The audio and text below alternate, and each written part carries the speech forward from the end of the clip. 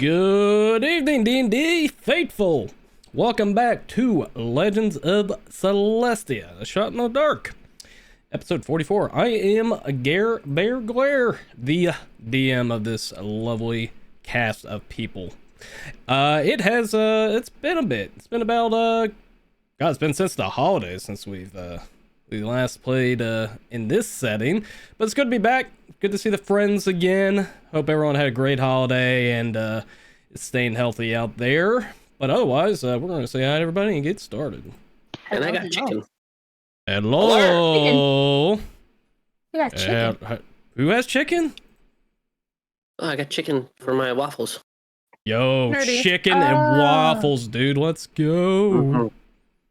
My God. Is it fried chicken? That'd be even better. I would say yes. Nerdy, is that what I think that is on your desk? Oh. What?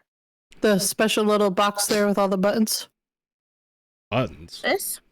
Yeah. Oh, no. Okay. It didn't look like an iPad at first. It looked like a actual, Stream Deck. And I was like, whoa. Oh. Wait a minute. No. Wait a No. minute. I love my touch portal. I am not giving it up. That's why I was shocked. I love my touch portal. Never giving it up. I did redo it though, so now all the buttons are rainbow and stuff. Imagine if there was iPads in D&D. Imagine. Mom would blow it Nim up. would be so happy. No, So happy. no, we're not doing iPads. Not doing iPads. But What? Nim would be happy. Would Nim we even want know how? Nim- Would Nim even Nim- know how to use an iPad, even though they're an artificer? Nim would figure it out in 5 minutes. Let's be honest. I don't know. She's smart. She's smart. I mean, they're smart, and I'm then a there's plus just things 4. way over your head. But anyways, does everybody have a good holiday? Everybody have a good holiday? It's pretty good. Have festive. You know what I got for Christmas, guys? My Your two front teeth?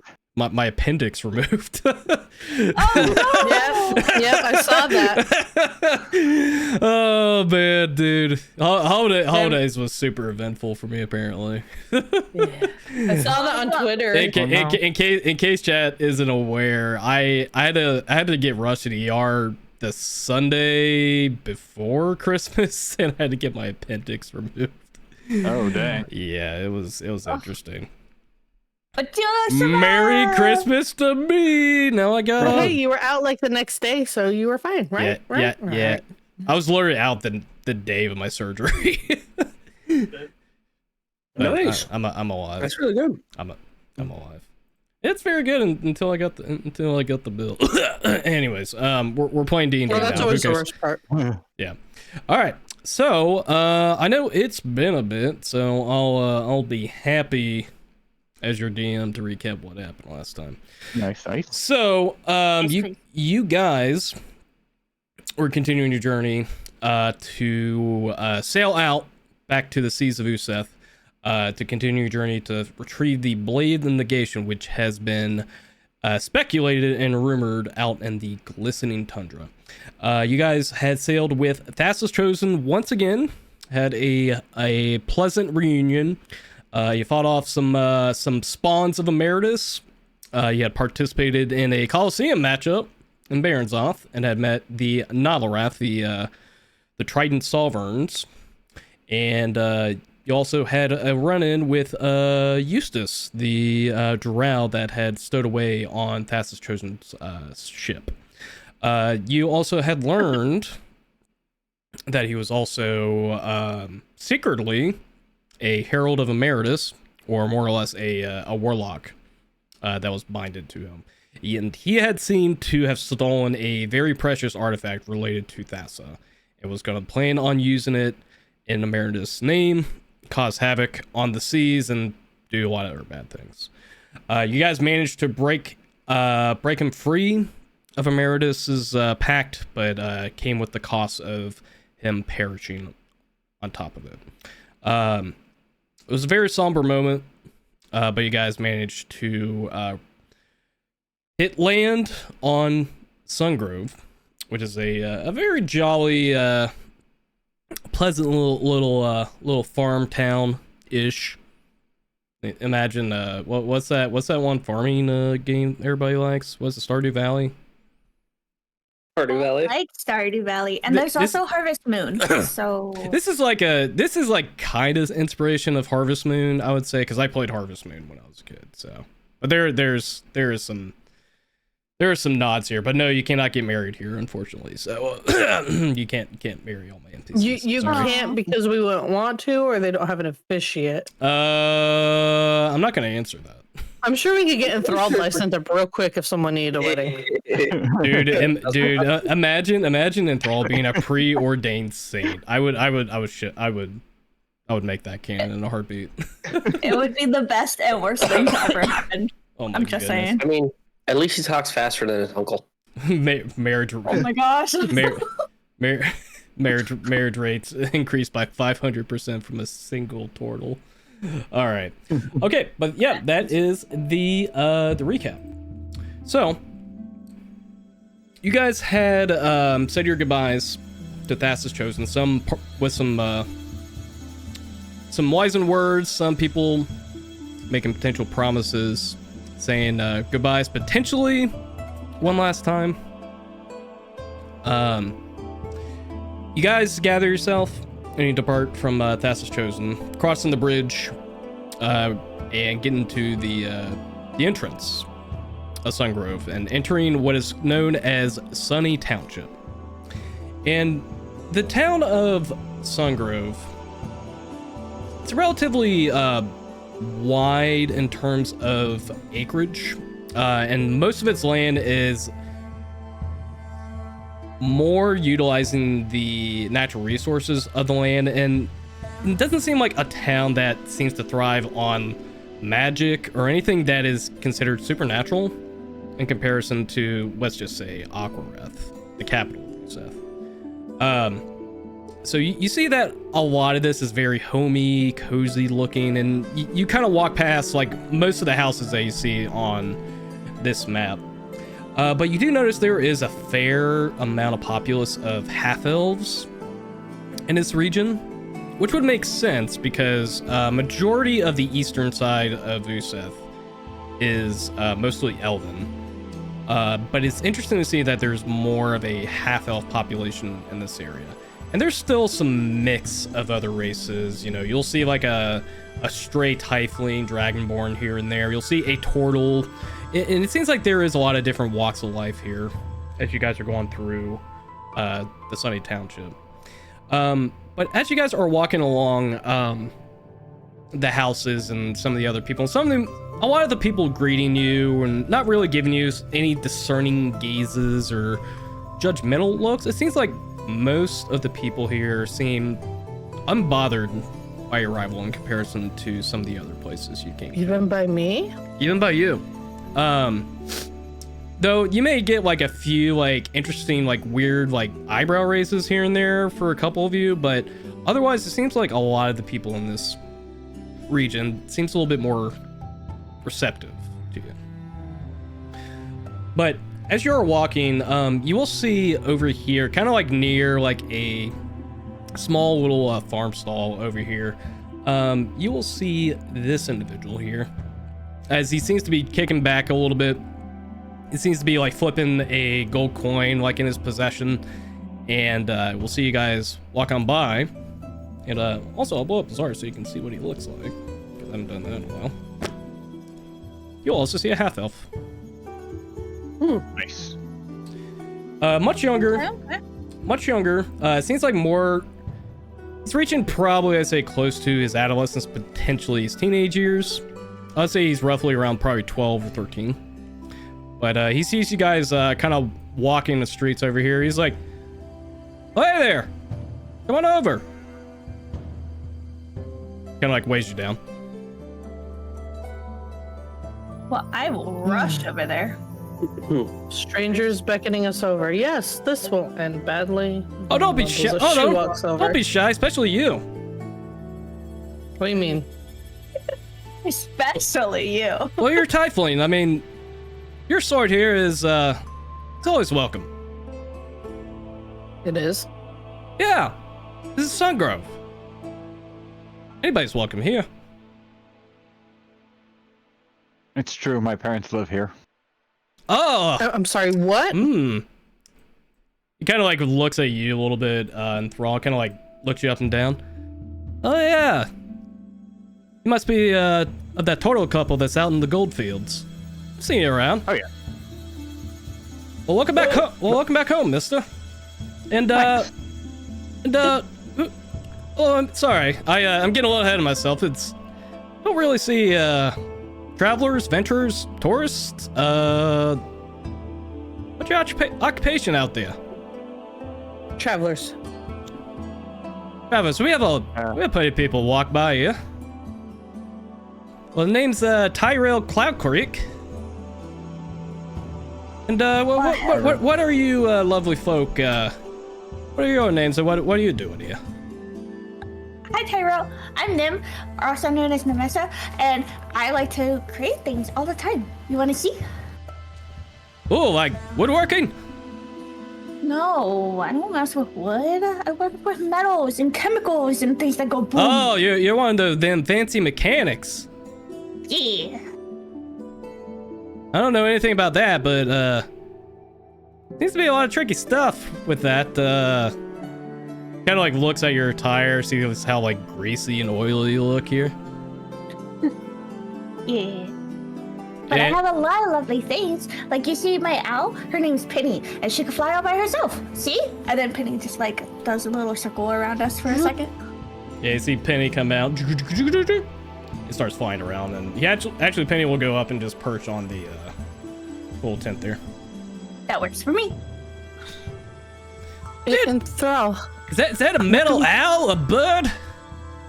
Yeah. I love a little thing. And Thrall, how come you didn't mention that you're from here? Wait, I didn't mention that. Oh yeah, I'm actually I've lived in these parts for a good portion of my life. You knew we were coming here, Yes. and you said nothing. Was I supposed to? I mean, in this defense, did we ask? Yeah, we didn't really ask. I mean, no defense. He should have told us. I mean, to be fair, do we know where any of us are from? I mean, other than ourselves, obviously, but like... Well, no. But Yeah, Torrin where is I'm from a wandering troop. Callista never is saw from the Sand Groves. No, the Sandy Land. And Nim is If Thrall from actually gets this, I'm gonna laugh. The Sandy Land. Aljamir is where. Of only the city that has that. What is that? She's always saying about it. Her alchemist guild that she's in. Elysium. Tinkerer's Guild. Elysium. You know what? Honestly, it's canon. It's canon that Enthrall just doesn't know. He just doesn't know any better. I'm from the Sandy Lands, guys. That's why I'm bitter. There's sand everywhere. Tyrell kind of looks you up and down. It's like, wow, you guys come from many different backgrounds. Oh, sorry, I didn't mean to go quiet there for a minute. All right, so you're Nemessa or Nim. Got that. And what about you, sir? Me? Sir. I'm Rubian. Rubian? Don't look like a Rubian. Rubian. Did we know that? Did I know that? Only you know. Does Callista know anything? Only Callista knows, actually, because... Oh, yeah! It's written in your book. So you two, this is the first time you've heard Enthrall say Rubian. Well, it's not the first time. It's actually the second time, because I introduced myself with Rubian Maximilian when I first introduced myself, and then I said everybody called me Enthrall. I don't think he did. I don't think he did. I'm pretty sure he didn't. I'll have to look back at episode. Like, someone go to YouTube. Right? Nobody go to YouTube. Everyone, rewatch every episode right now. There's 43. There's 43 episodes on my YouTube. Not shameless advertisement. Anyways, Go. There's watch. not that many on mine. He's more up to date than I am. Yep. Don't watch his. mine. Rubian. All right. And what about you? Dragon Boy over there? Dragon boy? I mean, man. He kind of like reels back as you take The offense term to you're that. looking for there, short stack, is dragonborn, and the name's Torn. He's like putting his hands up in front. He's He like, is yeah, kind of easy, boyish though. easy. Just didn't mean any offense there. You just look young, but I mean much older than me, of course. And you just see him like sweat start to form up on his face. And what about you, lovely lady over there? Who, me? Points to Callista. Oh, okay. Guess. Wait, guess? Mm-hmm. But I mean, there's 1,000 They give names. you a side eye. There's 1,000 names. He kind of just like he'll squint his eyes a little bit. Definitely not a Tammy. What fancy Hey, names if you you throw a type Lynn in in? there, you'd be pretty close. Hi, Georgina. I was thinking that. Roxy? That's it, Roxy. Yep, you got it. First try. Look at you. Kind of leans into you, Nim. Roxy's not her name, is it? If I told you it wasn't, I think she'll knock me in the head. That's okay. Anyways, but it's welcome to our beloved town here, and you just passing by, or are you here to see family like this young sort here? What are the rest of you doing here? Or are you just on the road? We're collectors. Collectors. Oh boy, then I got the place you can check out. He kind of like hops off the seat a I'm little Does bit. it intrigued. have any metal? I don't know if he has any metal. He's got metal stuff, but I don't know if it does like some of the doohickeys you do. But no, I try to show the so-called travelers, tourists, adventurers, all that, and just give you like an introduction or a tour of the place, and I got quite the place if you're a collector, and if you don't mind, I can show you around. You know what? Oh, look. That's a great idea. He Roxy loves that idea. slaps you on the arm, Tor, and he's like, I like this one. Here you go. You're gonna have to reach up for that. Yeah, he actually does have to like hop up. Like he like hops up and just like slaps you on the shoulder. Yeah, he's got some hops on him for a adolescent. All right, well let's head out to Bits and Bobbles. I think old man Hosrick's got some stuff you might like out there, and he's gonna hop off from his seat and start to lead you guys out. It's in bubbles. Sounds like Nim Heaven. I don't know if that's a short joke Hey, or an don't- engineering joke. Hey, don't be slowpokes over there. You're gonna be left Whichever way you behind. want. I run. Wait, but that's what I'm known for. And he flies out. Or Oh, Rubian over there. That's bullshit. We all know it. Come on. All right. I'm gonna show a map. I will ask, was this the place he was sitting at? Was it just like just the side of the road, or where was he sitting at? He was just like sitting on the side of the road. He was just sitting on the side of the road. Okay. All right. Hey, look, there's an asylum. So we'll talk about that in a minute. Okay. Did I show this to you guys before the holiday? I can't remember. I know I made the map. No, I don't remember seeing this one. Okay, that's what I thought. Okay, but yeah, this is Sungrove. So just to give you an idea what the land looks like. It's a pretty homey place. Like it's very similar to Denshire's, it's kind of like makeup, but it's a little bit more expansive. But yeah, Tyrell's gonna show you over to Bits and Bobbles over here, which is kind of like the kind of like a pawn shop essentially, or general store. But essentially he's just gonna show you to some places on the map as well. But as you guys are walking, you will see that like most of the citizens seem to be pretty trying to think the term for it. They are relatively busier now at this point as you guys are being kind of escorted by Tyrell through the streets, and you see a lot of the people seem to be very hardworking here as well.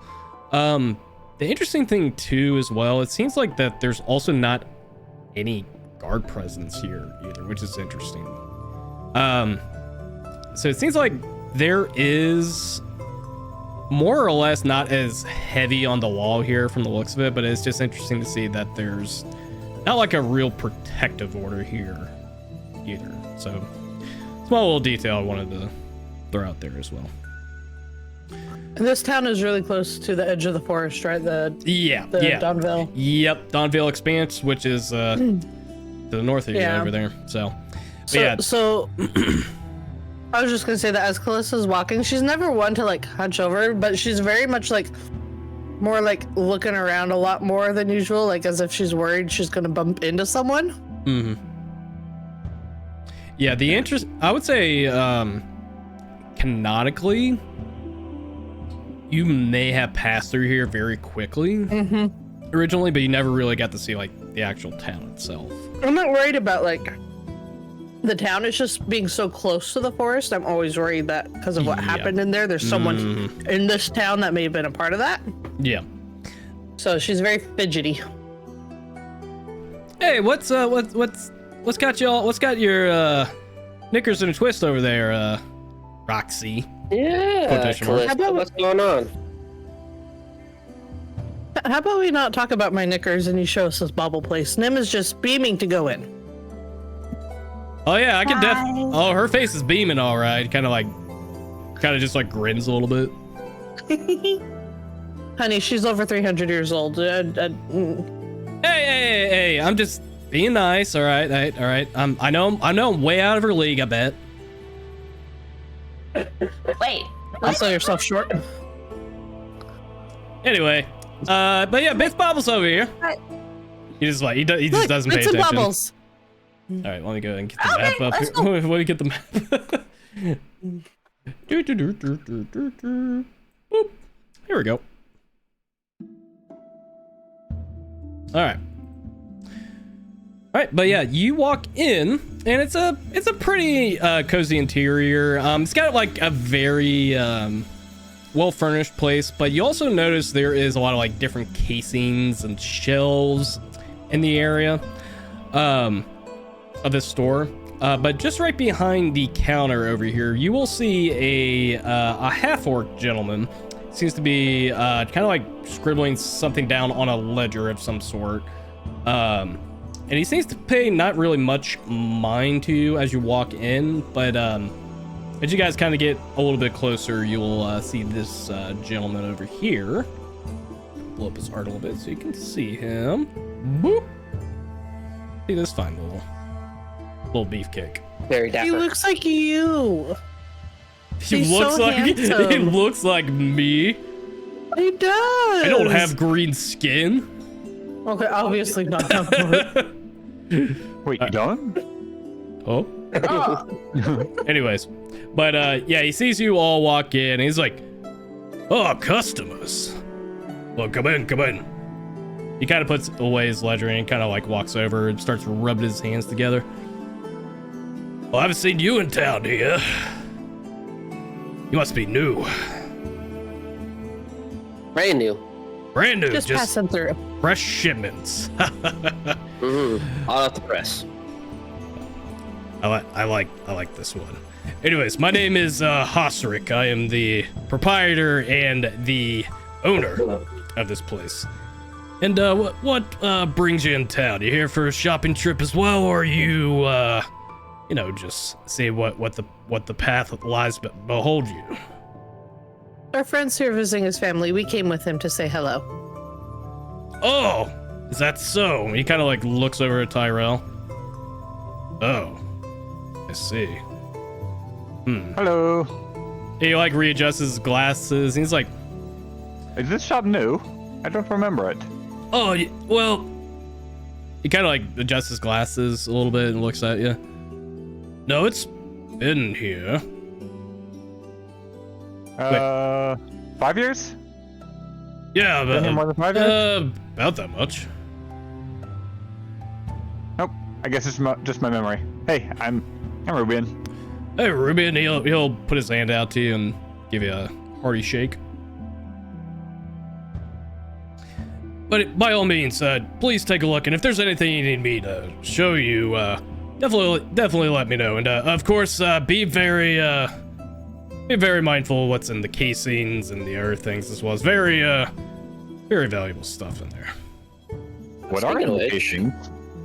I was just about to ask. Okay, so what do you want Hosrick to show you first? All of it. Oh, all of it. First, let's start with this thing right here. Oh, this. I'm eyeing the one. necklace. So it kind of looks like a sweatshirt, but it's actually a robe because I couldn't find an asset for it. That's fair. Yeah, he's gonna walk over. Hey, one sec. I gotta find the actual one. Oh, this one. This one's relatively well tailored, and what you'll see is like a robe-like garment that has all these intricate, colorful patches and hems on it. And each patch seems to have like different coloration. You see like a green, red, yellow, and purple patches. Like it seems like it's a poorly, I don't want to say like stitched together robe, but it also looks like most of the robe itself though seems to be relatively sturdy despite its looks. But Hoswick will kind of like adjust his glasses. He's like, this robe has seen a lot of different travels and longevities, and interestingly enough, a lot of these I have collected over the years, and because I used to start as a very, very humble farmer. Simple as that. And then over time, I collect a lot of different trinkets, little baubles here and there, odds and ends, and I realized I had a lot of shit I owned. So I thought it was very important that I sell what I owned, and well, this is one of the nicer wares we got here. You have any what interest do you have in this? Well, I mean, if you're willing to sell it because you got a bunch of things and it seems valuable to you, what does it do? Clearly, it's not just a simple piece of clothing. He'll grin a little bit. You are right about that, sir. He's gonna grab the robe and he'll actually like put it on. He'll do it pretty gracefully. It seems like he's actually like used this robe before. Well, pick a color. And the colors he has is green, red, yellow, purple, black, and gray. Let's go with purple. Red. Oh. Purple, good choice. And you'll see him tear off the patch from the robe, and you'll see a small little scroll kind of like, almost like apparate completely, and he just grabs it. He hands you the scroll. I'm definitely gonna check it out. What is it? It's a scroll of bless, which is basically just the bless spell. This robe is gonna come in very handy. It is. There's an amateur wizard that came in town, and well, let's just say he didn't find this robe very useful, but I think it looks useful. Do you think it's useful? I mean, if you rip off one of the patches and it gives you a spell scroll, that's pretty handy. He'll put the patch back on, but then the scroll disappears and goes back in the pocket. That is definitely handy. Right. Anyways, this is where it's very important to our business, and not only your money. I mean, your patronage. Usually, I like to negotiate the price before actually setting the price. So I'm quite curious to know what your price would be for this type of robe. 100 gold. He'll kind of like scratch his goatee a little bit. 100 gold. I think it needs to be a little bit higher, considering that, of course, as you can see, is quite magical. And I think 100 gold is, I think a little cheap for the usefulness of this, don't you think? Fair. So how about this? I'll give you 50 gold plus 2 gems that are worth 100 each. Ooh, okay. Those were those one of the gems you got from the shipwreck? Yes, I got 3 of them. Oh boy. Ooh, is that so? He'll Not the sea diamond. I figured you didn't say sea diamond, so well, the sea diamond actually crumbled. It completely shattered. Oh, okay. So Then I'm gonna have to take that out of my inventory then. yeah, it's completely gone. But yeah, he's like, ooh. Do you produce the gems to him? Yeah, I'm gonna at least show him so he knows I'm not just bullshitting. He pulls out like a little I don't know what they're called, but like those little like microscopes that you look at. Oh, jeweler's loop. Yeah, jeweler's loop. Yeah, he pulls out like a jeweler's loop from his coat, and he's like, "Oh my, Euseth gems.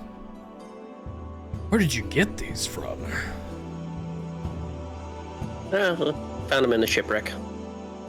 Shipwreck. So you're treasure hunters too. It's quite a profession. I mean, treasure hunter is a bit glorious. I consider myself more of a collector. Ooh, I like to hear that.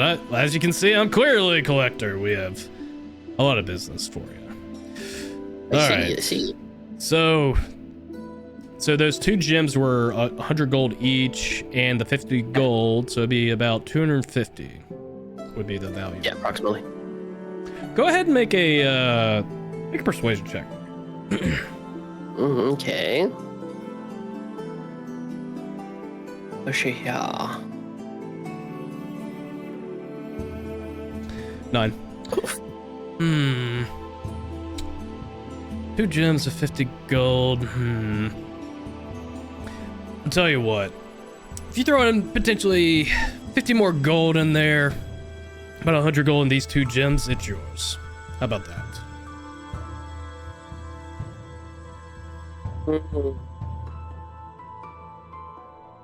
About 25 more gold plus the 2 gems.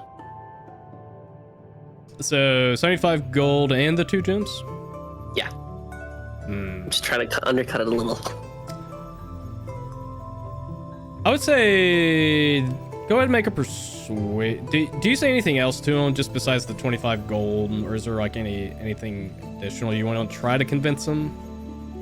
I mean, sure.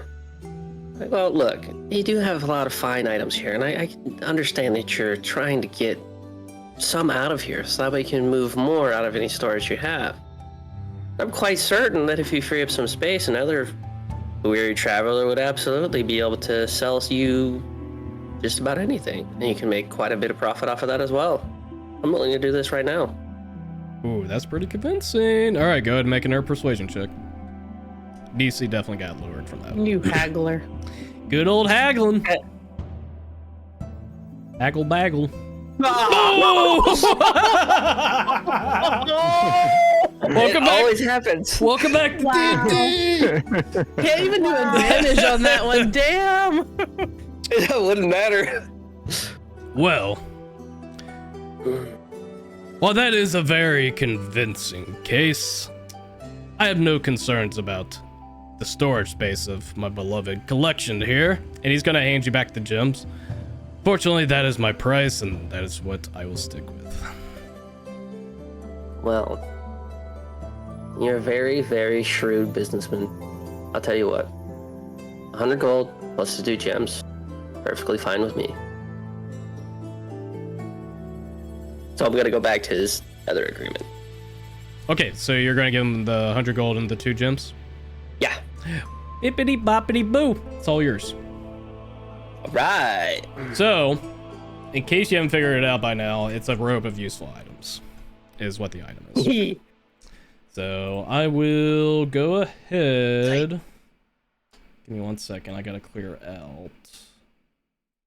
I can't tell you what the items are. So give me 1 second. I'll screenshot it to you. What's everybody else doing? I'm looking at this necklace. The necklace. Okay, so you're looking at the necklace. Nim, what are you doing?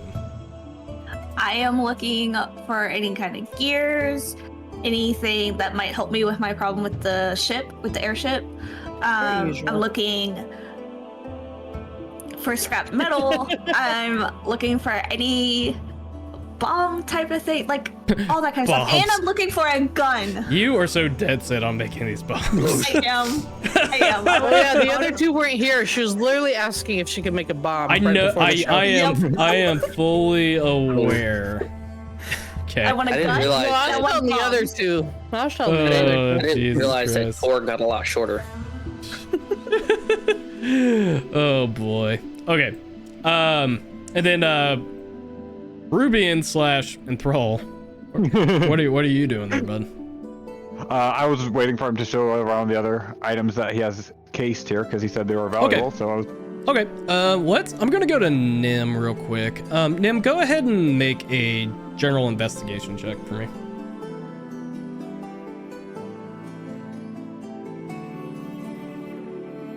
Okay. Luck it. You know what? I kind of want to do luck. I was debating it. Let's do luck. You want to do luck? Yeah, Go right ahead. that's why. Oh, that's pretty good. Okay. So 2 to 19. with a 26, that's pretty freaking good. The major thing that you'll notice as you're kind of like going through and delving through the different shelves and different regions of the area, you don't see a whole lot of mechanical or artifice type of equipment. For the most part, it seems like most of this is probably just like valuables, collectibles, anything like that. Though you do find, in kind of like your rigorous search, a very unique amulet. Oh, One that's is it the one in front of Callisto? it is Or not. It somewhere else? No, it's a Okay. different one. It's almost like it was completely shelved in from the rest of the kind of the disheveled items and areas. But what you find is almost looks like an amulet of clockwork nature. Additionally, as you're kind of like just going through like the entire like part of the store, you do notice a very unique looking cube that has a similar resemblance and make of the cube you've been working on over here. That's what you find. So sorry for any crinkling in the background. That's okay. For the clockwork amulet, if I look at it for a moment, can I notice if it like opens up or anything, or is it just like somebody threw things together? So it looks like it's got some wear and tear to it, though. It looks like it's made of copper. And it definitely looks like it was a what's the term? Keepsake. But what's interesting though, as you're looking at like the copper alloy, and it seems like there's like these small interlocking gears that seem to be whirling as you kind of like pick it up, like it's almost like reacting to you. And it's almost like you've seen this type of design before. Make a religion check for me. Okay. I was gonna ask him for that. 18? 18. Ooh, that's nice. Okay. So, sorry. Uh-oh. Webcam, my webcam failed. Sorry. We're good. We're good. Camera down. Oopsie. Sorry about that. All right, but with an 18, as you're looking at the gears and kind of like the different gyrations and even just like the actual make of it, copper personifies clockwork, or like it's a very valuable material for clocks. But Clocks also is personified for a particular deity in Celestia, and his name is Kronos, and he is the god of time and space. Oh, And see, it's- I was going to ask if this was the same one that Fadite was wearing when I had that vision, but apparently not. It's not, but it has a very similar resemblance to it. Okay. Well, that's intriguing. Also with that religion check, and I'm just gonna give you the details of this actual amulet. So this amulet, when you make an attack roll with wearing this amulet, you can forego rolling a d20 to make it a 10 on the die. Oh, Dang. And it's only used once a day, essentially. And it doesn't require attunement. that's nice. Yeah. I'm intrigued. So basically, you can That's just fine. make a d20 roll, just a 10, like a flat 10. Yeah. So it's a 10 that then you add your modifiers to. Yeah. So. Yeah. This is only attack rolls, so. Oh, only attack rolls. Only attack Yeah. rolls, yeah. Oh, That's okay. still something, though. Oh, yeah, no, that's definitely useful. Mm-hmm. Okay, so I'm intrigued by that, and then I want to look closer at the cube. Okay. We'll get back to you here in a second. I'll say, if you want to mosey on over there, and as you kind of like take a look at the cube. Callista, the amulet that you look at, It's pretty, right? it's a very pristine and like it's almost very, it's very immaculate in nature, and you see like a lot of different gemstones in it. One in particular, you do see a small embedded moonstone in a crescent shape. Ooh. I would make a go ahead and make a religion check for me. Okay, I can try. Not a very hard check. 16. Looking at the icon on the necklace itself, this is a necklace, or potentially a keepsake to say Luna, who is the goddess of the moon and of night. Additionally, you would also know that say Luna is also the twin sister of Shar. Does it? Yeah, hold it in my hands. You want to hold it in your hand? Yeah. Okay. As you go to pick up the necklace, he's like, "Oh, gentle, please." Oh, is it fragile or? No, it's not, I'm very. He kind of like will take the necklace from you. It's not that. I'm just very sensitive about what I have out on display. But you have an interest in this beloved necklace to say Luna. You could say that, yeah. You Come across her temples a time or two, and kind of like people who are look at you and kind of like squint a little bit, adjust his glasses. Well, no offense, you don't seem like a person that's very devout in the Moon Maiden. no offense, but I think you need new glasses. You're squinting an awful lot for someone. Oh, sorry. wearing them. He like he just like wipes his glasses off. You might be right. But you have an interest in this finely crafted necklace to say Luna? I would love for you to tell me more about it. Of course, you'll take the necklace, you'll put it on, and it's like, well, there was a traveling priest here that came by not too long ago, and he seemed to offer, guidance and some counsel, and he had a very, very good heart. We'll extrapolate the story a little bit, but this necklace was a very valuable necklace to him, and in fact, he coveted the item so much so that he almost brought it with him to every step, when he sleeps, when he eats, when he goes out. Then one day, as I was basking in some drinks with him and talking about some old stories from the 100 Days of Dark days, he gave me his necklace. And I asked him This seemed very valuable to you. Why do you no longer need this? And he had like a very sorrowful look on his face. As if he is almost reluctant to give the necklace away. But either way, I'm rambling at this point. The necklace allows you to seek guidance in the Moon Maiden's knowledge, and he will go out and just gently touch your shoulder, and you feel like a small bit or like a tinge of insight hit you.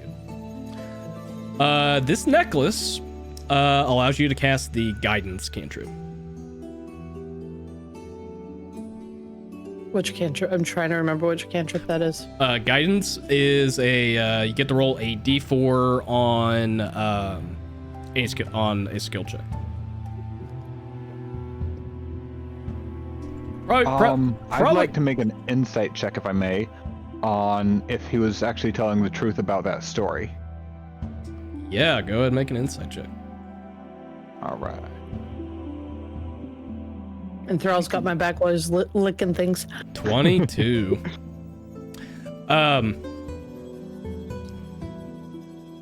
The shopkeeper seems very, like, you can definitely sense like the amount of charisma that he seems to exude himself, and he definitely seems to be very up in Callista's face as he was talking about this story. And the way he's rambling and kind of like almost like he's fluffing the story a little bit, and it seems like most of the details he's giving seems to be embellishing a lot to it. Like, he definitely seems like he may or may not be making up a part of the story. You don't know how true of the story it is, but you can definitely tell he's embellishing on some of the details. As far as you're aware too, he may or may not have not even met this man. He may have just found it in a random spot. You don't know. I've got some questions about the guy you said that he had been a part of the 100 Days of Dark. Oh, I mean, yes. I mean, not necessarily. He, let's just say he may or may not have aided in the defense of Euseth's untimely cataclysm of the 100 Days of Dark. Yeah. Could you and descriptions, please? What he looked like, how old he was, when did you meet him? You know, it was a bit it was a while ago. Anyways, he'll turn back to you, Callista. Anyways, if you have interest, I'd be curious to know what your I'd be curious for you to answer my friend's questions. Well, I mean, details. I want to make sure I'm getting. No, details are very important with something you call very valuable and important to you. I would hate to find out that you're upselling something to me that's not what you say it is. Well, he's got you there, Hosric. You just see her Tyrell just kind of chip in. Go ahead and make a persuasion check.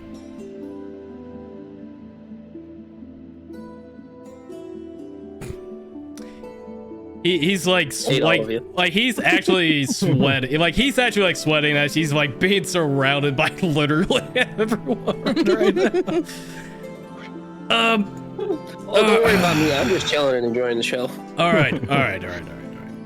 Okay. So this necklace wasn't. The necklace didn't belong to a priest. Mm-hmm. I may or may not have won it from a friend playing some cards. Who was a devout follower of, say, Luna. That is true. That is true. Well, but he was involved with 100 Days of Dark. He was assaulted by terrible shadows out there on the farm and the gold fields, but he was rescued by what was he rescued by? Besides the point.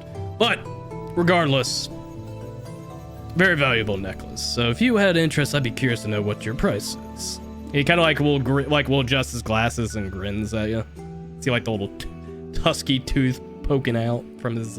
I'm sorry, but you lost my interest when you decided to try to lie to us about it. I'll move on to look at Wait. other stuff. All right. Wait.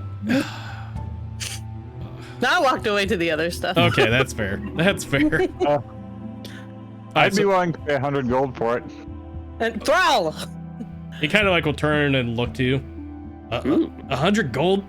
That's I mean, 100 gold seems like a fairly reasonable price, but as you can see, and he'll pick up the necklace, it is crafted with moonstone, and moonstone is not very cheap. How much were you betting against in your game of cards? That's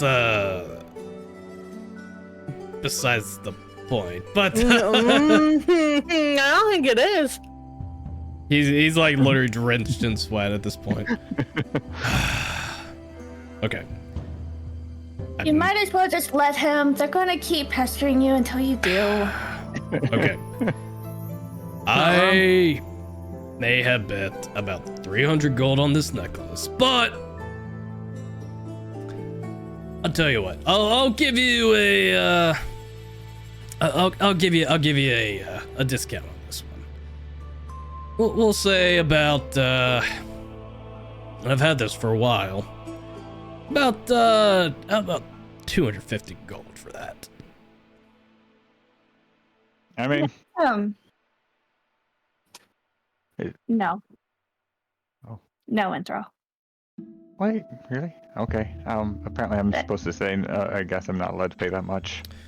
That is too much. Can I pay you Can I pay you 200?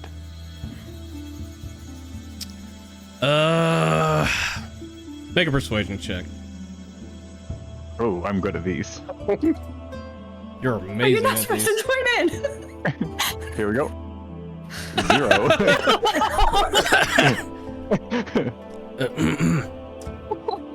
I mean, Negative sir, 3 strikes again. listen, I was instigated by...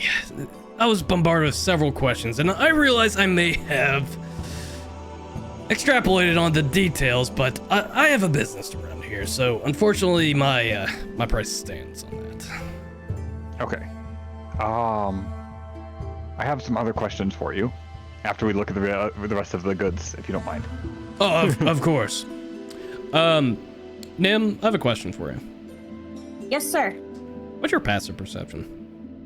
Ooh, I like this question. I hate those questions. It's a 10. 10. Okay, Oh, really? got it. I don't like this. Not very wise. Guy's right next to me. I don't like this.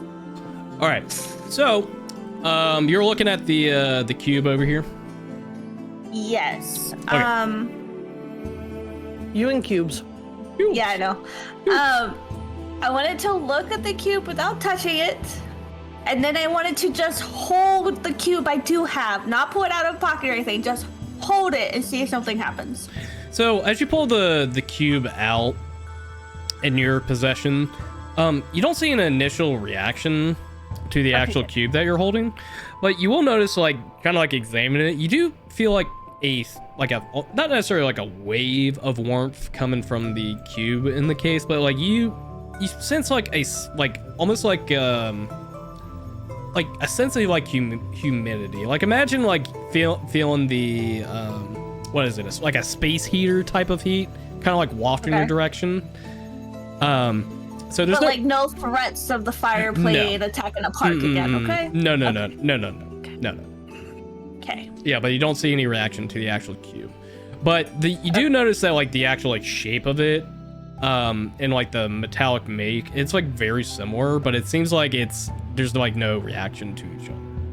They just look very similar. Okay. Oh, he walked away. That's even more sus. Okay. He probably stole from me. Probably did something. Yeah.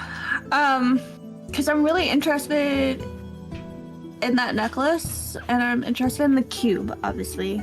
But I have a plan for the necklace already. Yeah. Yes. How much would you accept for both of these? So you're asking about the necklace and the cube? No, the other necklace, the clockwork. Oh, the clockwork necklace. Yeah. Okay. And as you, I'm assuming you're calling him over. Yeah. Okay. He'll kind of like will stumble over there. It's like, oh, okay. And so you would like the ooh, that's a nice one. It's a nice little antique. And so you want the thermal cube also. Thermal cube? Yeah, it's a very interesting device. There's a wily looking little gnome that came into town here and kind of offered it as like a keepsake for letting him stay at my my abode. It's actually a very interesting little device, and you'll see him like kind of like poke at the cube like a small like square part of it, and you see it like push in, and you'll see the cube start to like unravel like. And you just see like this like small bit of like warm energy start to radiate out further, and you just feel like very warm all of a sudden. You just see like a pulse of energy like and he like sticks his hands out. Pretty nifty, huh? I mean, it's good on a cold winter night, that's for sure. Oh, of course. And winters here are very sparse, but just a little northeast of here, it can get quite chilly up there. I never know, you might need it in a pinch.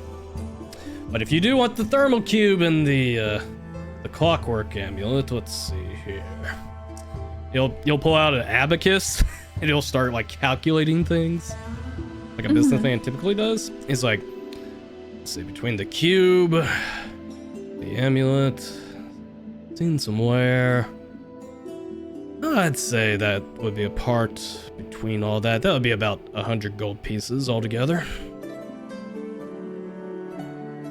Okay. I currently have this gem worth 100 gold pieces. In fact, I have 3 of them. Okay. You could have the 3. If you throw in the aim. Nim, as you go to reach in there to find your gems, you don't see it in there. I knew it! I knew it! I knew it. Okay, then I have not enough money. Because somebody stole it. I'm gonna start looking around.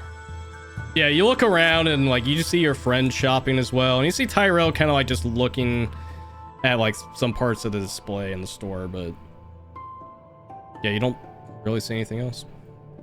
What's wrong, Nim? I had gems from before, and now they're out of my pocket. Wait, do I still have? Was anyone next Wait. to you? Nim, you said you're missing some gems? Yes, I am. I'm missing. I can help you with that. And Thrall, that's not the point. The point is someone took her gems. Someone Oh yeah, I just can stole find them me. very easily. I'm going to cast locate object. Oh no! Oh shit! Well, I bowed down to you. Okay. Oh boy. Ooh! His charisma may be low, but his intelligence is Oh not. boy. Let's go. Okay. All right.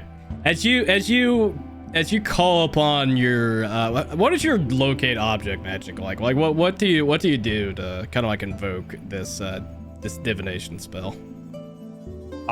For this one, well, it says I need a twig to locate the object, so I'm guessing I like just pull like a leaf out of my Out of your shell.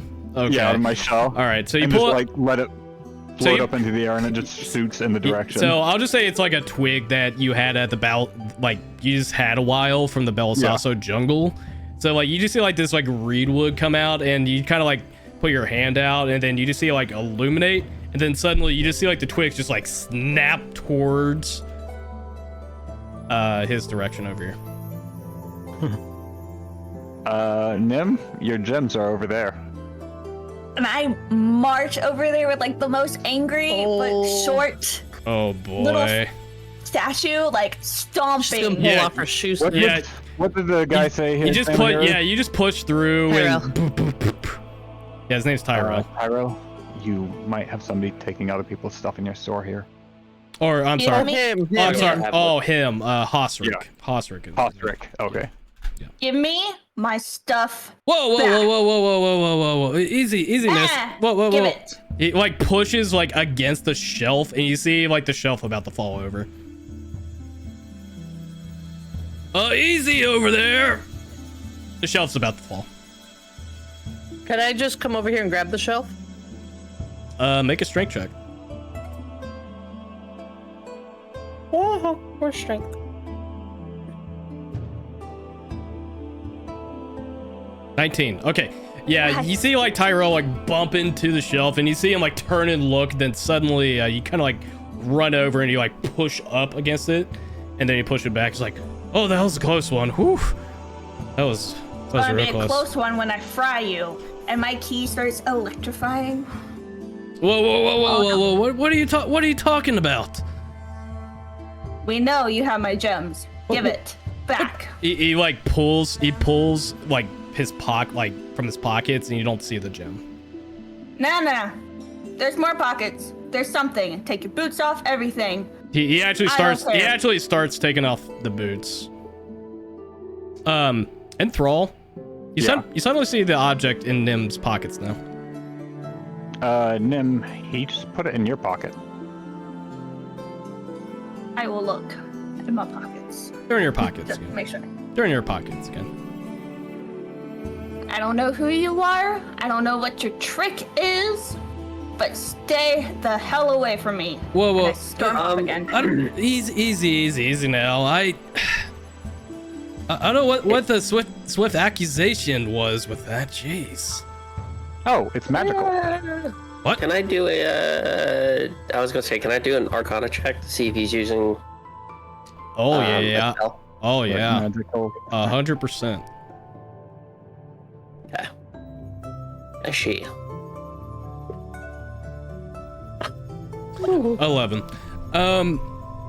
You kind of like examine him to see if there's like any indications, like him using like any like visual components, like if he has anything in his possession, or if he's doing like any trickery with his hands of some sort. But you don't really see anything that he's doing that could indicate anything magical. As far as you're aware, he may have not had it in his possession, and you're wondering why Enthrall even made that accusation. I'll cast another spell. Good old detect magic. Hey, why are you? And as he puts his hand up, you cast Tech Magic. All right. So you 100% detect magic on. And it is a conjuration school. Additionally, you would have not noticed this unless you actually had detect magic or see invisibility. You see that there is a small, like, translucent line that seems to be coming from, like, his back. And you see, like, a small little, like, opaque hand appearing right in front of him. It looks like a mage hand, but it was invisible. I'll step forward and reach out to shake it. Hey, it like puts the mage hand away. Okay. Yes. No need. Yes. No need to be hostile. Hasa kind of turns and looks around. Hey, can you take that outside, please? Conducting business over here with the young miss. I certainly can. Shall we take it outside, Torin? Hey, guys. Very happy. Guys. Here wanna grab one arm? for quite a while. Well, hey, and you just like pull out. Do you take him outside? Oh yeah, we're gonna have a discussion. Okay, you drag him I'm out. heading out with him. All right, you drag him outside. I'm gonna leave them to it. Okay. I've never seen a enthrall like that, and I'm like, I'm gonna let him do it. Okay, you guys drag him outside. All right, Nim, we're going back to you. My God. I knew Shalur was up too. Like, ugh. Aggravating. I didn't think Where was we? I didn't think friggin' Thrall was just gonna drop 2 spell slots out of nowhere Right? there. Coming in clutch. All right, whatever. Anyways, go ahead, Nim. Now that you got your stuff. All right. So I have 3 gems here in my pocket, and I just double checked that they're there. I'm willing to give you all 3 of them for both necklaces and the cube. Ooh. And he'll pull out his little jeweler's loop again and kind of like examine it. Each one is worth 100 gold. Whoa. Well, you hear his like voice crack a little bit, seeing like the value of the gem. Well, that is a very generous price, and I'm very apt to give it to you for the 3 of these. Are you sure there isn't anything else you need from this lovely little place? I mean, if you have any scrap metal, I would gladly take it. If you have any chemicals or chemical reagents, I will gladly take it. Let me go out back and see if I have any. Nim, go ahead. I'm gonna give you a chance on this one since you've been asking it a lot. Go ahead and make a Go ahead and make a we'll do a luck one here. Go ahead and make a D100 roll. From 0 to 25, he'll have some of those materials, but if it's anything beyond that, then he won't have it. So go ahead and roll a Please roll low. D100. 17! There you go. Hell yeah. Okay. All right. So as he's like Maybe just won the perusing, Super Bowl. as he's perusing like through his wares in the back here, and he kind of like pulls on, he's like, well, I'll be damned. I guess that wily looking gnome was back here. Kind of left some of the stuff here. It's free business. He'll kind of like pull some scrap metal and some chemicals, nothing like anything high quality, but I will take it. Oh, I will take it. You know what? The gems you did give me were pretty valuable, and I think that would cover the cost, so it's yours. Thank you so much, and I'm sorry for the scuffle. I really am. Glad nothing was broken. Next time, he's gonna make like sure. he's gonna kneel down to you. He's like, I would be very careful around Mr. Cloud Creek over there. Yeah, it may or may not had a few run-ins with him trying to steal some stuff from here. So I'm pretty sure by the time my friends are done with him, he's not gonna be a problem. And if he is, he's gonna meet my electric. Also, it might be too late to mention this now that the turtle and the dragonborn took him out there. I would be very careful how rough you are with him. His father is let's just say he's a very valuable asset to this town, so I wouldn't cause any harm to him if I were you. Just because the child is spoiled doesn't mean he shouldn't be learned a lesson. Or taught a lesson, that's what I meant. I would gonna learn him good. I would leave that to his parental. But that's just my suggestion, so I've done my business, I've done my part. I'm sure nobody gets killed. That's all. And he'll go back to his work. Wait a minute, what about these things? Oh, I didn't know you were going to ask him about that. Oh. Hold up. Okay. My God. Okay. All right, it's coming back One over. more time to All harass right, you. all right. It's coming back over. So I got the 2 necklaces and the cube and scrap metal, and then what? Oh, so you got the scrap metal, and so basically I would say you got about roughly 100 gold's worth of scrap metal and just like general crafting materials. And then you got the thermal cube and the clockwork amulet. Alright. That's what you got. And I'll send that to you during break on what all that Wait, does. I didn't get the other amulet too? Oh, I didn't know you asked for that amulet. Yeah. I thought it was just the clockwork. There's gonna be both of the amulets and the cube. Yeah, and you gave me how many gems did you give me? It was 3. 3. They were 100 gold. Yeah, and you get that also. That's gonna be enough. So Okay.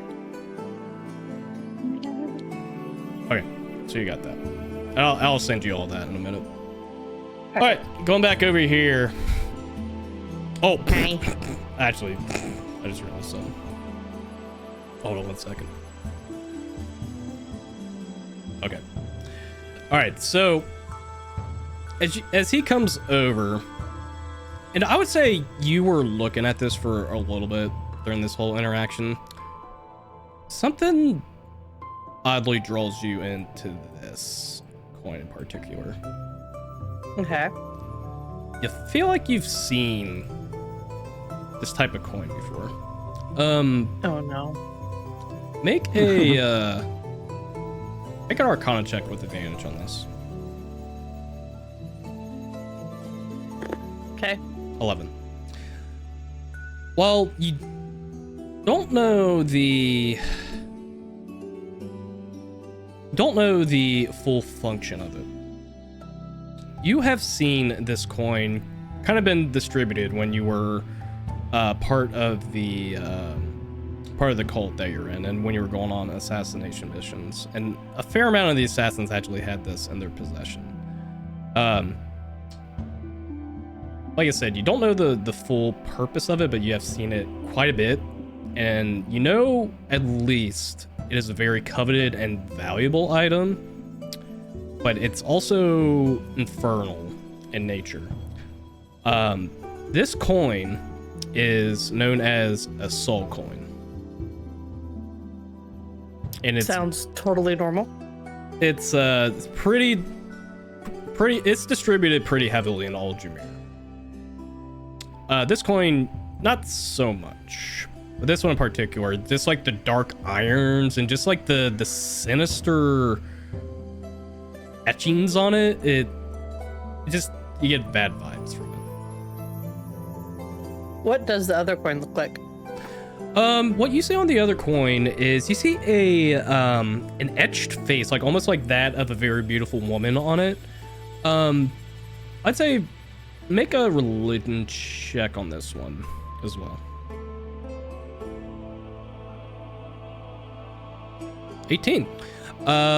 Looking at the craftsmanship of the coin and even recognizing the face of it, and you may have seen this once or twice in Aljamir. This is a coveted gold coin of Timora. It's a very lucky coin, and a lot of followers of Timora and even adventurers have been seen having this coin in their possession. And essentially, it is almost like a lucky coin that a lot of people covet, though you're not quite sure if it's still magical in nature or if it's just like a keepsake. But it's interesting to see that he has this on display, since it's not necessarily uncommon in Aljamir. It's just doesn't seem like a coin that would be that valuable, but he still has it out on display. Right. But yeah. So he'll come over and I'll be like, okay, ruses aside, all honesty, I don't care whatever way you got it. I just want to know, how did you get these coins? It kind of like looks at both coins and almost like he has like a particular, not necessarily like a concerned gaze looking at the soul coin, but he's like, well, this coin itself has kind of been passed around quite a bit at the taverns, and well, let's just say I had to take it as recompense for a client that did not exactly pay his dues for an item I sold to him. That is the wholehearted truth on that one. It's honestly a coin I've been trying to get rid of for quite some time, since it's kind of left a bit of a stain on the store for a bit. This coin... How much? Oh, that coin? I would probably say for that, about 50 gold. Okay, and the other coin? Go ahead and continue about that one.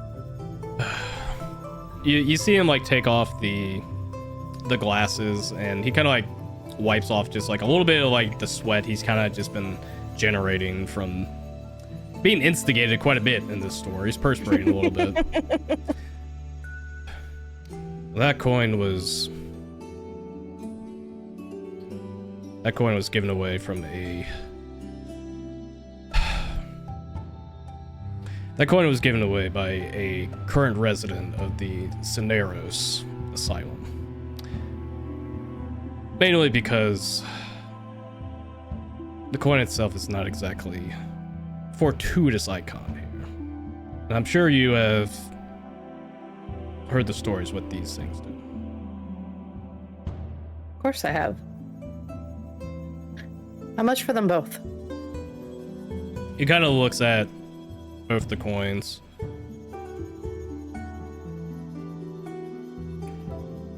For the Timora coin and the other one. That'll be about 70 gold. I'll hand him no, we're all just haggling in gems today. I have a gem. As you pull out worth, another gem, he's like, wow, you are treasure hunters. My god. Yeah, we You could tried to be. retire with some of this stuff you have in your possession. But what would the fun be in that? Good point. You probably have a more fulfilling and an eventful life than I do. I mean, you seem to have some fun stories when you tell the real ones. Maybe one day we'll run into each other at Autumn's Rest. Maybe I might tell more about it. I would look forward to that.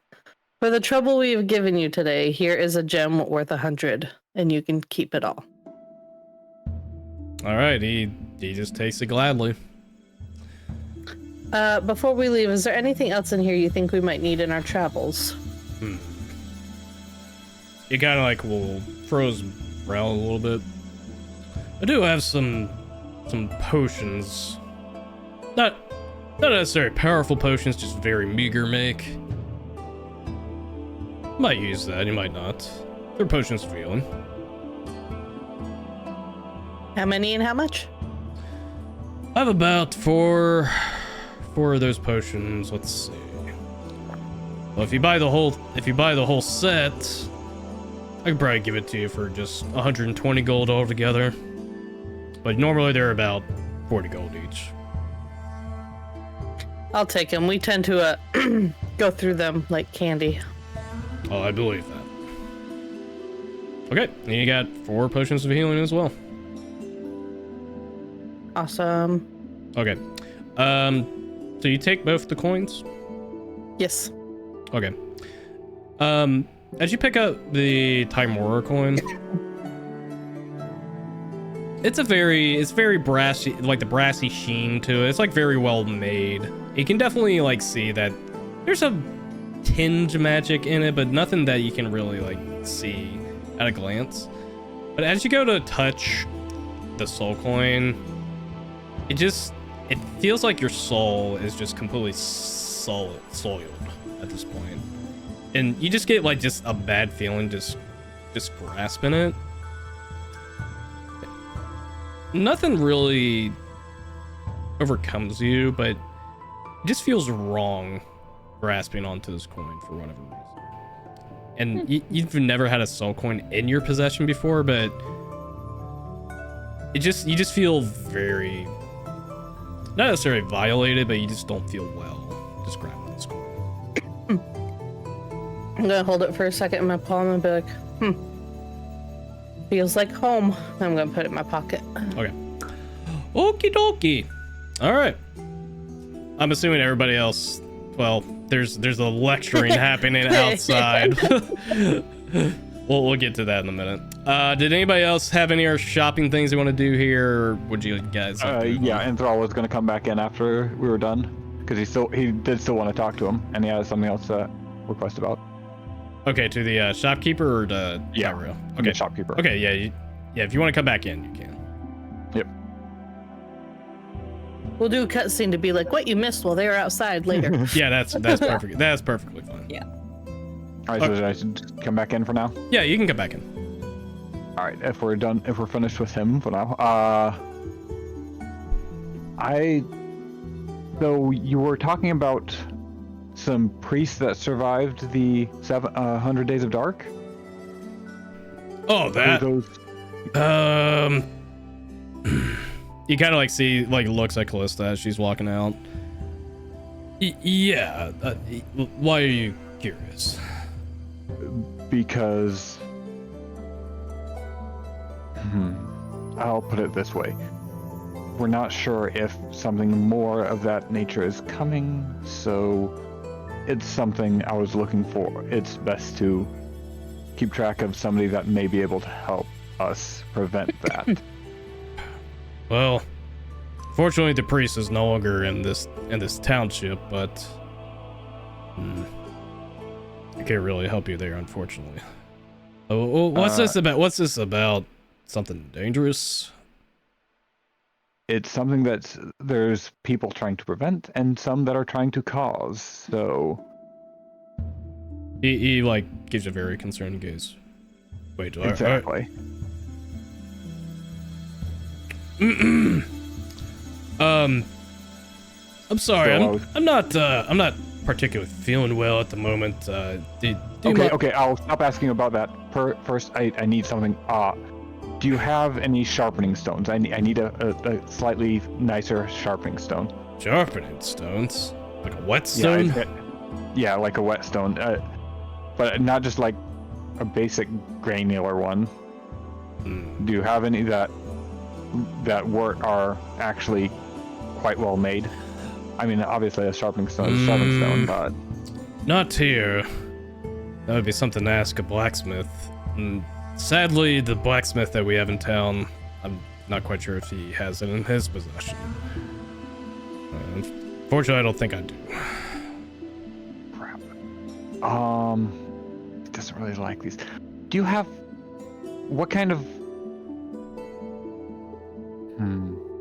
Never mind, I'll just find some on my way. Thank you. No problem at all. Very odd bunch. Okay, let's go back outside. We've been told that. Yep. Oh boy. Okay, so what was happening with the bullying of this small child over here? What's the scenario here? Let's hash this out. Let's find out what's happening. You started this one. I'll pipe in a minute. Me? Yeah, it's just you Alright, three so out there. Yeah, so my first question to him is, so, how have you not been, well, let's just say, left in the woods bleeding at this point? Well, hey, listen, it was just a little bit of a procurement of sorts. If we found you this quickly, other people have obviously found you, so how is it that how are you still alive? This place doesn't have any guards, so everybody has to take care of themselves. So, I know this place looks happy, but with no guards being here, the problem is, if everybody is able to take care of themselves, they do. So, with you going along and picking our pockets, right after meeting us, knowing we're carrying a large amount of gold and gems, either you're very well protected, or you're very, very lucky. Because there's people like us, and Torin, you can take it from here. I'm going to transform into a giant spider. Okay. Okay. Make an intimidation check with advantage. Holy shit. This child's gonna be traumatized, dude. I love it! Okay, 13.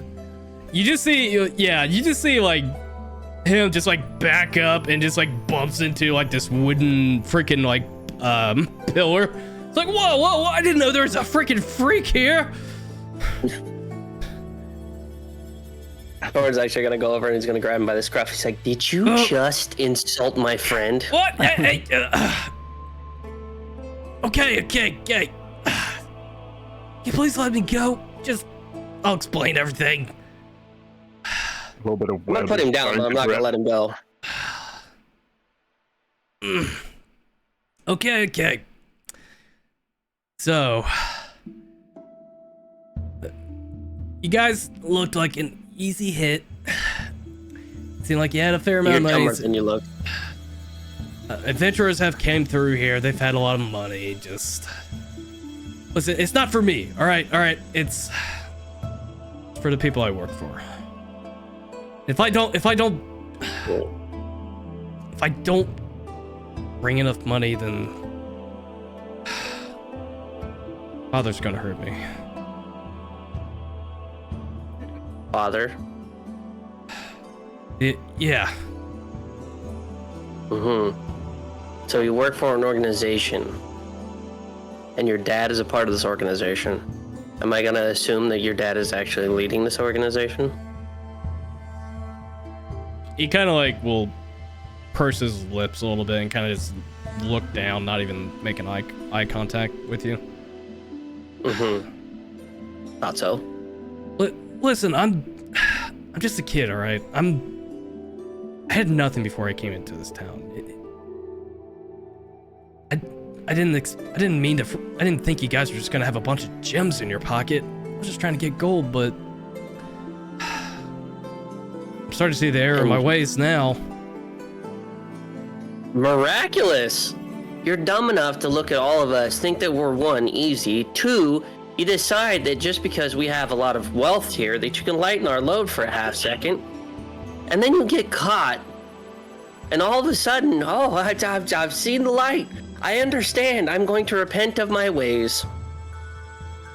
Why do I not believe you? Okay, so And Thrall will switch back to his turtle form. Okay, so you yelling has attracted a lot of attention from the people in the town. Of course it has. And a lot of people are starting to like clamor and just like whisper amongst the crowds. You guys, Nim and Calissa, you would probably see this happen. This whole interaction, and you see like everybody else start to like have a little bit more concerned looks on their face, seeing that Thrall and Torin have been yelling at Tyrell for quite a bit. Suddenly you will see kind of like and you guys would have not noticed this very, very apparently. You start to see like these cloaked figures start to appear, kind of from like the sides of the houses and the buildings. In particular, Torin, you will see a gentleman that walks out, a little bit more grizzled and almost like he is in like middle-aged in nature, but you start to see him kind of like walk up to you guys, seeing Tyrell kind of being accosted at this point, and you'll see this guy here. And you start to see like these other cloaked figures appear as well.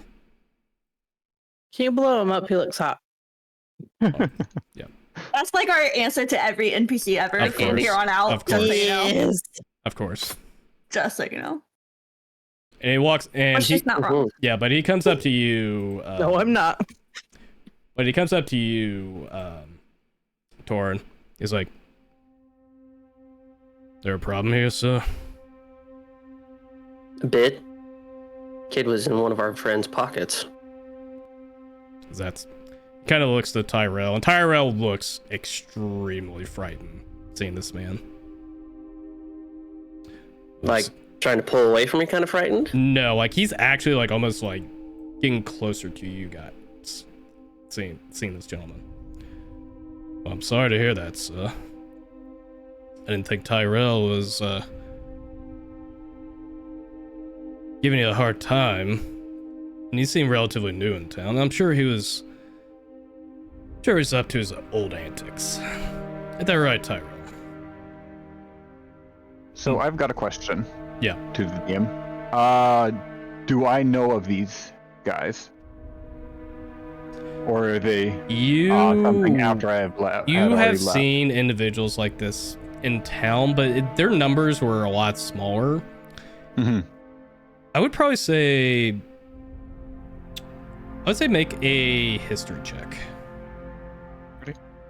While he's doing that, since he's like trying to edge closer to me, I don't know this guy, so I'm gonna like actually kind of push him more towards behind me.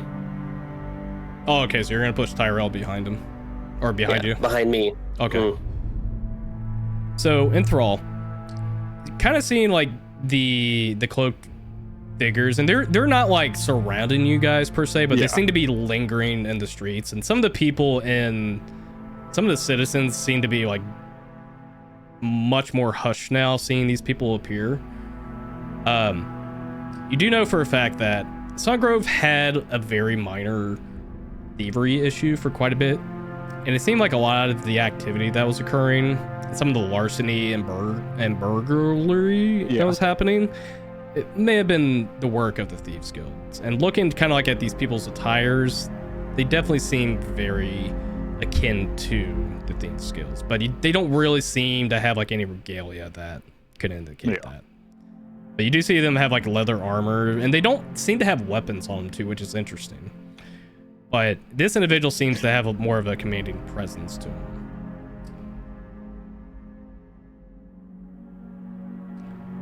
Well, I'm sorry to hear what the lad did to you.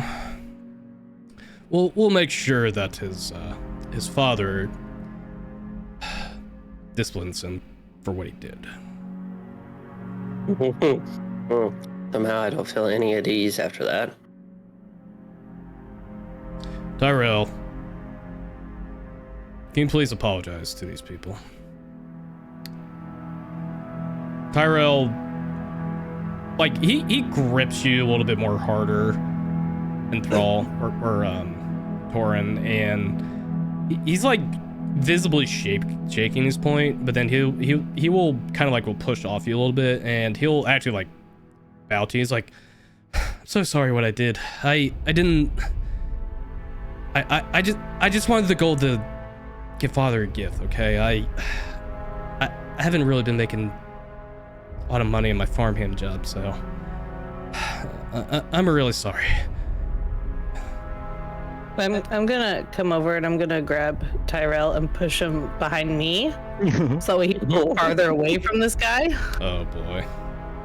Okay, so you push him out. As you do that, all the cloaked figures like start to get a little bit closer. Not like menacingly, but they're like slowly walking, almost like they're circling you at this point. I think I would prefer if we could deliver to his father instead and talk to him ourselves. You see the grizzled man, and kind of like cross his arms a bit. The lad tries to pick your pockets. Shows them utmost disrespect. And yet you're defending him. No, he picked our pockets and showed disrespect, so I would like to talk to his father about the situation, not some stranger in the street. Let's put it to you this way. None of us know who you are. The issue is between me, our friends, the kid, and his parents. I don't know who you are, and I don't think you have anything to do with this. You'll see the man kind of like start to like soften his posture a bit, but you just see just like a very scornful look on his face. That's what I don't like about adventurers. They stick their nose in places that they shouldn't really be sticking them in. I'm pretty sure we can take care of the discipline ourselves if we need to. Because his father is a very, very busy and important man in this town. It would be very unfortunate and unbecoming to him that his son is committing all this thievery and larceny in front of you. So it would probably be best he comes with us so that he does receive the proper education and discipline. You shouldn't even be involved in this. You're just simply strangers of this humble town. Come on, Tyrell. You start to see Tyrell kind of like slowly come from behind you, Callista. I'm gonna grab him and stop him from walking forward.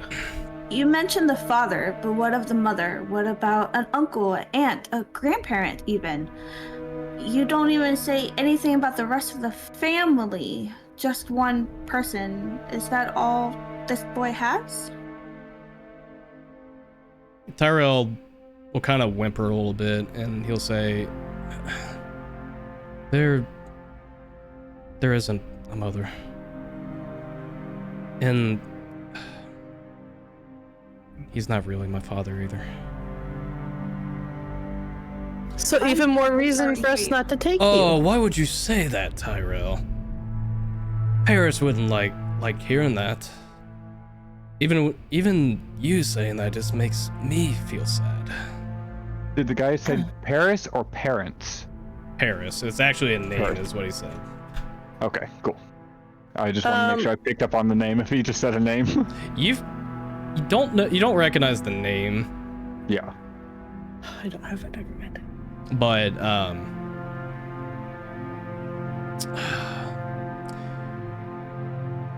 this is a waste of time. And you'll just see him just do this whistle, like, and you start to see the cloak figures disappear from your sight. Fine then. Be his babysitter for the time being. Do what you need to him. Just make sure he gets back to one piece, alright? Oh, I think we'll make sure he doesn't get back to you guys at all. I doubt it. Welcome to Sungrove. And he will walk away. Well, kid, you got some explaining to do. Nam just goes up and hugs him. Oh, he's definitely taken a little bit off guard, and he like reluctantly kind of hugs you back, but you can definitely see he's shaking up. Keep your hands out of her pockets, thank you. Hey, What a whiplash thinking these It's- people are gonna beat you up and now they're defending you.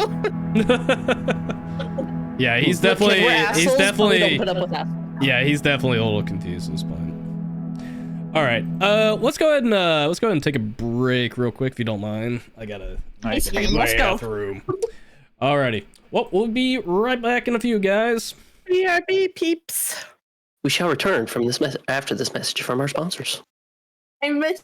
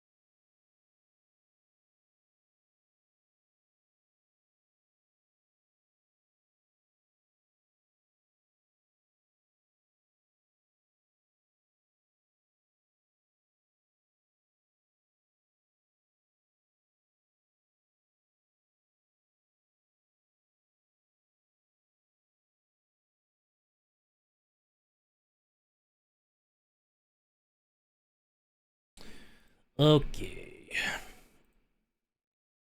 Hey, Waffle, I'm gonna send you something on Discord. Okay. Okay. I just sent you guys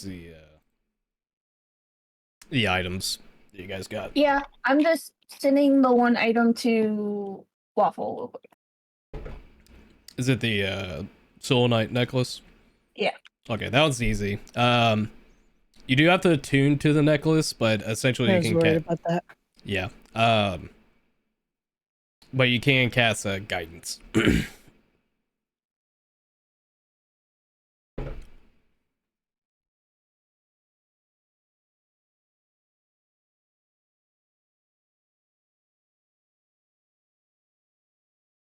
Hmm.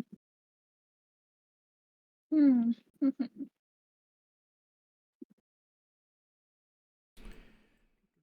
All right. Let me know when you guys are ready to go again. I'm set. We set? You ready? Tiny is currently getting into costume. Oh, of course. He always has to be in costume. Oh, I don't blame him. It's my shtick. I keep it. Oh, Good to go. roleplay immersion, I guess. Exactly. Okay. All right. Everybody all settled in, cozy, and ready to go? Yep. Let's do it. Oh. Sweet. All right. So, that happened. That happened. That happened. I didn't think you guys Wait, what were- happened? That happened. Okay. All right. So, seeing the whoever the heck that guy was leave along with his entourage, you can definitely tell Tyrell is definitely shaken up. No, you guys didn't have to do that. Like I said, we're adventurers. We stick our nose in business we don't really need to be in. It seems that way. Listen, we like to do the bullying and the assholing. We don't like when others do it.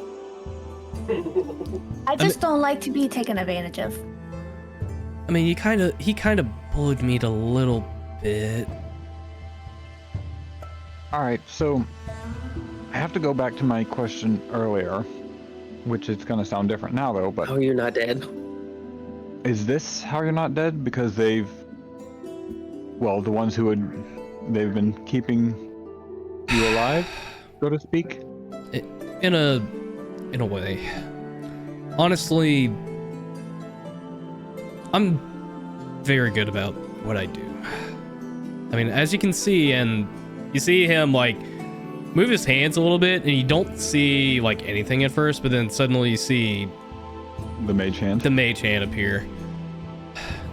Oh you yeah, can the see- magical means it's very good. As you can see, I'm a little bit magically inclined, but not a whole lot. But when I first arrived here, I'll be honest, that's how I survived. Just picking pockets bit by bit, and then, well, then father took me in. Magic through studying or blood? Were you born with I it? guess blood. I don't really know my real parents, to be honest. I mean, as you can see, I'm kind of elf, but Yeah. not full-blooded elf. I just know I was left at the asylum when I was a baby, and well, here I am. Listen, I'm very sorry. Oh, I don't think any of us are actually angry with you anymore. We No. just need to find out. Listen, Well, I since killed you and have a reason. blackmailed growing up, so I understand. Excuse me, what did you say to him? I killed and blackmailed growing up, so I understand. Killed and blackmailed while growing up. He looks at you. That's great, I guess. No, it's not, and that's why we're gonna get you out of this. No child should be raised that way. It's listen, I appreciate it. Let's just let me just show you around the town a little bit more, okay? As much as I appreciate what you've done for me, but I'll be okay, all right? Danton, Danton's just a show off, okay? He's just doing father's work and just make sure he's happy, okay? There's no need to play hero for little me, okay? Oh, that's fun. But yes, please show us around. Yeah, of course. Oh, actually, I should probably introduce you to Granny Reinhardt. Oh, especially you'll like Granny Reinhardt. With a name like that, I already do. All right, well, let's go to the harvest and the restoratives. There's some nice stuff over there. Boing. On the way there, Yeah. I want to talk to Callista just like really, really quick. All right. Really, really quick. Zooms I'm in, gonna... puts the mic to both of them. Great. I'm gonna hand her the necklace, the moonstone necklace. Mm. I want you to use this, and whatever part of the moon that can burn Titania's black heart, please do it for me. And then walk off. She's like, oh shit. Shar. No, she Oh, was. no, I think she that was was- definitely She knows intended. She's knows what she talking said. about. I meant exactly what I said. Oh no, she meant exactly what she said. She's like, enthrall and small person and what is today? Put the necklace on as she's walking. Okay. All right, let me go ahead and get the other map up here. Since you said that, I literally did have my stream zoom in on them. I did. Good. Okay. All right. So, as you guys are kind of going more towards the rural part of Sungrove, you can definitely start to see now how heavily invested the citizens are with the land and the crops and all the other natural findings of the land. And you get to a very verdant, and mind you, this is just like a small part of the actual farm you guys are currently at. But you guys will see just outward, and Thrall, this would be a very familiar view for you, but you just see just teeming landscapes of people plowing crops, people that are harvesting all their foods that they've grown from the ground, and everybody seems to be very proud of the land that they live on. And you can definitely see, like, just from this as an example, that a lot of the people here are very invested in nature here. But as you guys are walking alongside and you get to this part of the farm, you're going to see a very meek halfling come over here by the well over here. And despite her looks and kind of her frail nature, you'll see her hair is just very lush and just deep shades of blonde and grays, very, very old in age, but definitely seems very wise. And you will see this individual. Let's blow up her art, shall we? Boop. Oh wow, that's That a is big a lot hair. of hair. Yeah, she has a lot of hair. But yeah, she is a Never halfling. got that. But she is a halfling. Her hair's as big as she is. Does Yes. it feel like Yes. Does it feel like a sheep wool? Yeah, it's like sheep wool almost. Yeah. No, Nim's gonna pet her. But yeah, you'll see Tyro kind Nice. of will sprint off, and he's like, Granny Reinhardt, hey. Oh, Tyro, is that you? Oh, come here, son. And you'll see Tyrell kind of go up and he'll actually have to lean down a little bit to hug her because she's a little bit small. but we'll give her a hug. And he's like, how's things been? I haven't stopped by for a bit. Oh, it's been great. Little Cloud Creek. Oh, who are these people? Are you friends of Tyrell? Is he being good again? Oh, absolutely, 100%. Best. Oh, come on, I know you're lying. Well, he's showing us around. Tyrell kind of like will blush a little now bit. he is. Grant. We're best friends, and then hugs him again. Oh boy. Yeah, he starts blushing even more now at this point.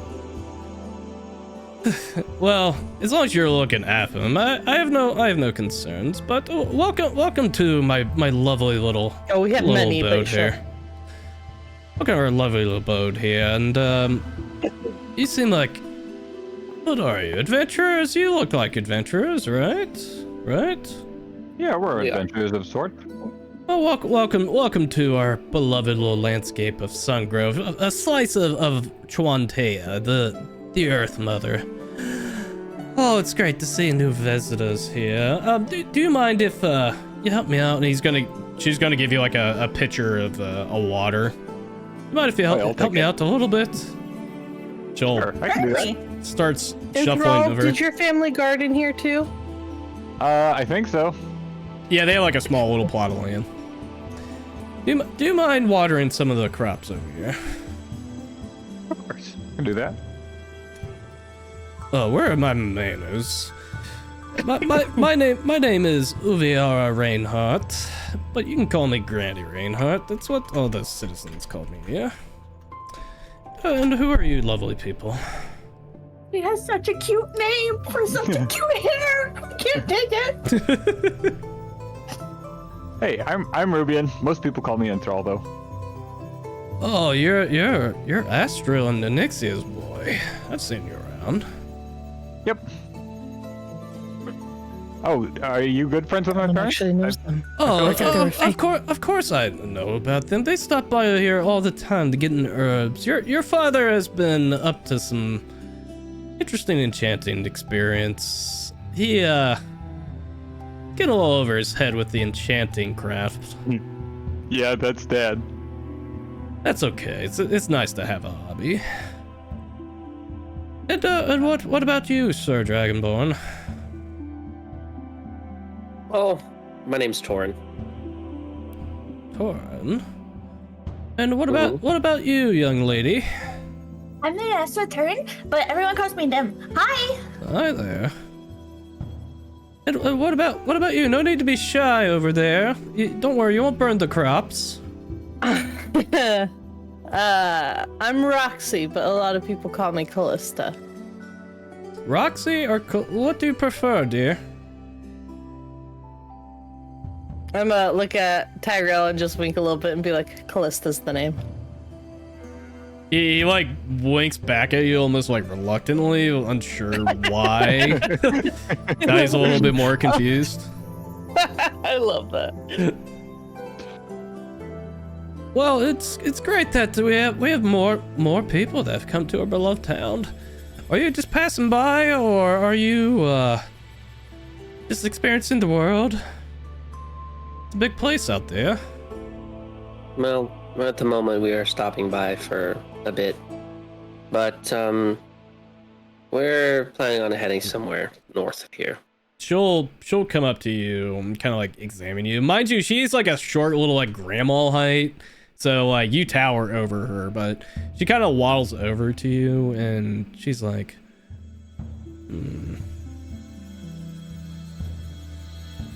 I can see it in your eyes, dear. You've been through some hardships recently. All of you have. Oh yeah, I've been through some different stuff. Well, They're okay on the vegetables. I'm assuming you're. I'm watering them. Yeah, you're water. Yeah, she did ask you to water that's them. right. That's right. Yeah, that's yeah, right. yeah. Okay. Yeah. We just got like yelling at Just the thought he was like, kid. oh, what did he? What's she grown over These here? dead kids destroying my crops over here. My cabbages!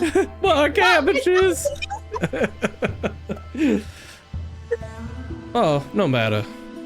Just know that you are welcomed here. That's what's important. And, in fact, you can actually get to see a little bit of what I've been working on here. What is that? Tyrell, do you mind, explaining some of the, plants we've been growing out here? Oh, yeah, of course. Granny Reinhardt is, as you can tell, she really likes to grow things. As you can see how lush and big and plentiful this place is. But, Oh, we're not talking about her hair. We're talking about the plants. Okay. Wait, what? He was saying lush and plentiful. I legit thought he was going to go towards her hair with that comment. No. So you see over there, you got Glee Gloss, you got Ostroot over there, and you got Golden Glow over there, and then you got Dwarf Pepper. She makes, anyway, I'm getting ahead of myself. She makes food, but she also makes restorative herbs, and he'll scamper over here to the right. She's a bit of a dang, what's the term? Not a doctor, not Herbologist? herbalist. Yeah, that term. Well, kind of an herbalist, but I don't know if you can tell, but she's a very devout follower of Chawantea. Who's that? Bless you. Chawantea is the goddess of agriculture and renewal. She's also known as she's also one of the prime deities of Celestia. She's known as the Earth Mother. I already don't like her. Anyways, You don't like her? you and I had this convo. She's a neutral You and I had good this convo. deity. You and I had this convo. Yeah, I know. All right, anyways. Don't you know metals come from the earth? I do. Dang, he got you there. Burn!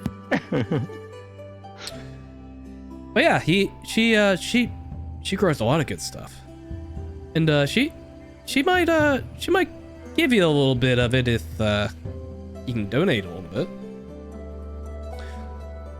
Oh, it's okay. It's donations have been coming in pretty plentiful from not only your father but some other patrons of the town.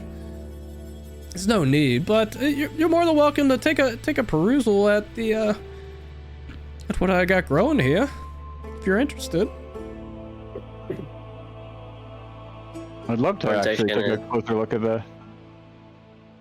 Okay. So, I have a long list of stuff I gotta tell you guys, because there's a lot of things you can actually get from her. She has, in terms of herbs, so she has Gleegos, Ostroot, and Dwarf Pepper, and Golden Glow. I have a feeling Nim's gonna like dwarf pepper. I was curious about it. I'm not gonna lie. Anyways, Let's see, Dwarf Pepper, and I want to know what the heck Gleegos. Gleegos. Okay. I kept wanting to say gleef or something. I was like, what? Gleegos. Gleegos. Gleegos. So, Gleegos is a bitter tasting, almost like a very smelly, waxy herb. And you can definitely tell why it got its name because you can see the glossiness that's on it. But the unique thing about the plant is it can be used with an alchemy kit to kind of create a antitoxin or an antidote. You could also ingest the herb straight up if you want to, and can cure a poison condition. However, if you do eat it, you're gonna have to make a con save and basically try not to dry heave because it's a very bitter tasting herb. But it's an alchemical reagent, but you can just straight up just eat the herb. So that's what glucose is. I hate that it has the word glee in it and it's bitter. Like, Yeah. that's just rude. Osterroot is so the interesting thing about Osterroot is it's a very gnarled like root-like plant that has like these like prickly points to it, almost like that of like a pine tree or a pine cone. But the root looks very hardy. But what you'll notice is the roots seem to have like this very gooey liquid that seems to seep out from it, like almost like sap. And it's kind of used like as a very sticky balm you can put on your skin, and you can cure yourself of a disease, or you could potentially also make it with an alchemy kit to not only cure yourself of poison, but you can also give yourself temporary HP. Dwarf pepper is like it's the reason why I call it dwarf pepper, and you guys are gonna like this. It's a very spicy and pungent red fuzzy plant, almost like similar to like that of a dwarf's beard. Nice. And you could actually also use it as like a ration if you cook it well enough. But if you don't, then there is some side effects to it that I cannot reveal. But it is Does it give you diarrhea? No, it's not diarrhea. But it's very spicy. But you could potentially eat it just straight up raw if you want to get the negative effect from it. But you can use it as a alchemical agent to remove exhaustion. So basically you can remove a point of exhaustion. Golden Glow is a little bit more rarer, and you would probably have to ask Uviara about it. And then food crops, there's joy peas, jester berries, and chatty carrots. Chatty carrots? Yup. Do you eat them and you don't shut up? Like, has Nim been eating these? Hey. So chatty carrots. It's a very elongated carrot with a leafy or fluffy leafy stem. If you do eat the carrot, you do have advantage on charisma checks for 1 hour. The only problem is Well, this would be great for you're Paul. probably gonna talk someone's ear off. Like you're almost like not necessarily compelled to just keep talking to somebody, but you become a little bit more social for me. Nim, put the carrots down. I'm not touching it yet. Joy peas. Joy peas will give you a +1 to your skill checks for 8 hours, and fills you with a happy disposition. And then Happy disposition. yeah, and then jester berries. It's very bitter. It's a bittersweet red berry with a leafy like hat to it, almost in the shape of a jester's hat. And upon eating this very tart berry, you'll gain advantage from saving throws from charm effects for 8 hours. You also get to laugh at dad jokes, no matter how bad they are. No. No. All right, but yeah, What did one nut say as he chased another nut? I'm Oh. a cashew. haha, hee hee, haha. All right, you get one. You get one. Sounds like somebody else needs some jester berries. All right, but yeah, that's all the stuff she has. Any particular interest in any of these? I'm interested. She's gonna come up to you, and like her hair is like dragging on the ground. You see like just like a bunch of twigs and just like leaves that seem to be dragging along with her. Oh, I want to pet it even more. But she seems like completely unbothered. Like, and you can tell like even just like looking at her hands and even just like her condition, she definitely looks like, despite like her looking like a very old like halfling lady, she looks very sturdy also. Oh. love her. Sorry, I love her, not him, but like I love her. Anyways. Of course. So I was wondering, based off what you have here, it looks like I could use some for some potions and stuff, because that's one of the things I do. Are you an alchemist? Actually. Certainly look like I one. am. I dabble in it, and I hope to dabble some more into it. She and I would she'll like lean to in. trade with you. She'll lean in. She's like, "Oh, don't worry, honey. I dabble a little bit myself." Yay! I'm not alone.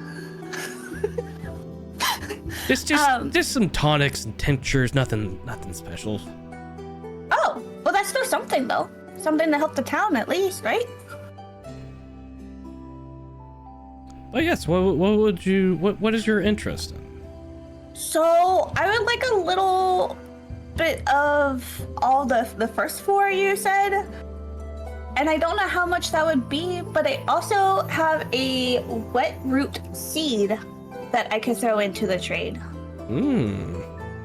Oh, wet root, you say? So you've been to the Belsasso jungle? Yeah. Joel, we'll kind of like we'll fluff her hair a little bit at this point because it's like getting a little wiry. So here's the interesting thing, dear. I've been in Sungrove for 140 years. Born and raised here. And I cannot tell you how much I love this place.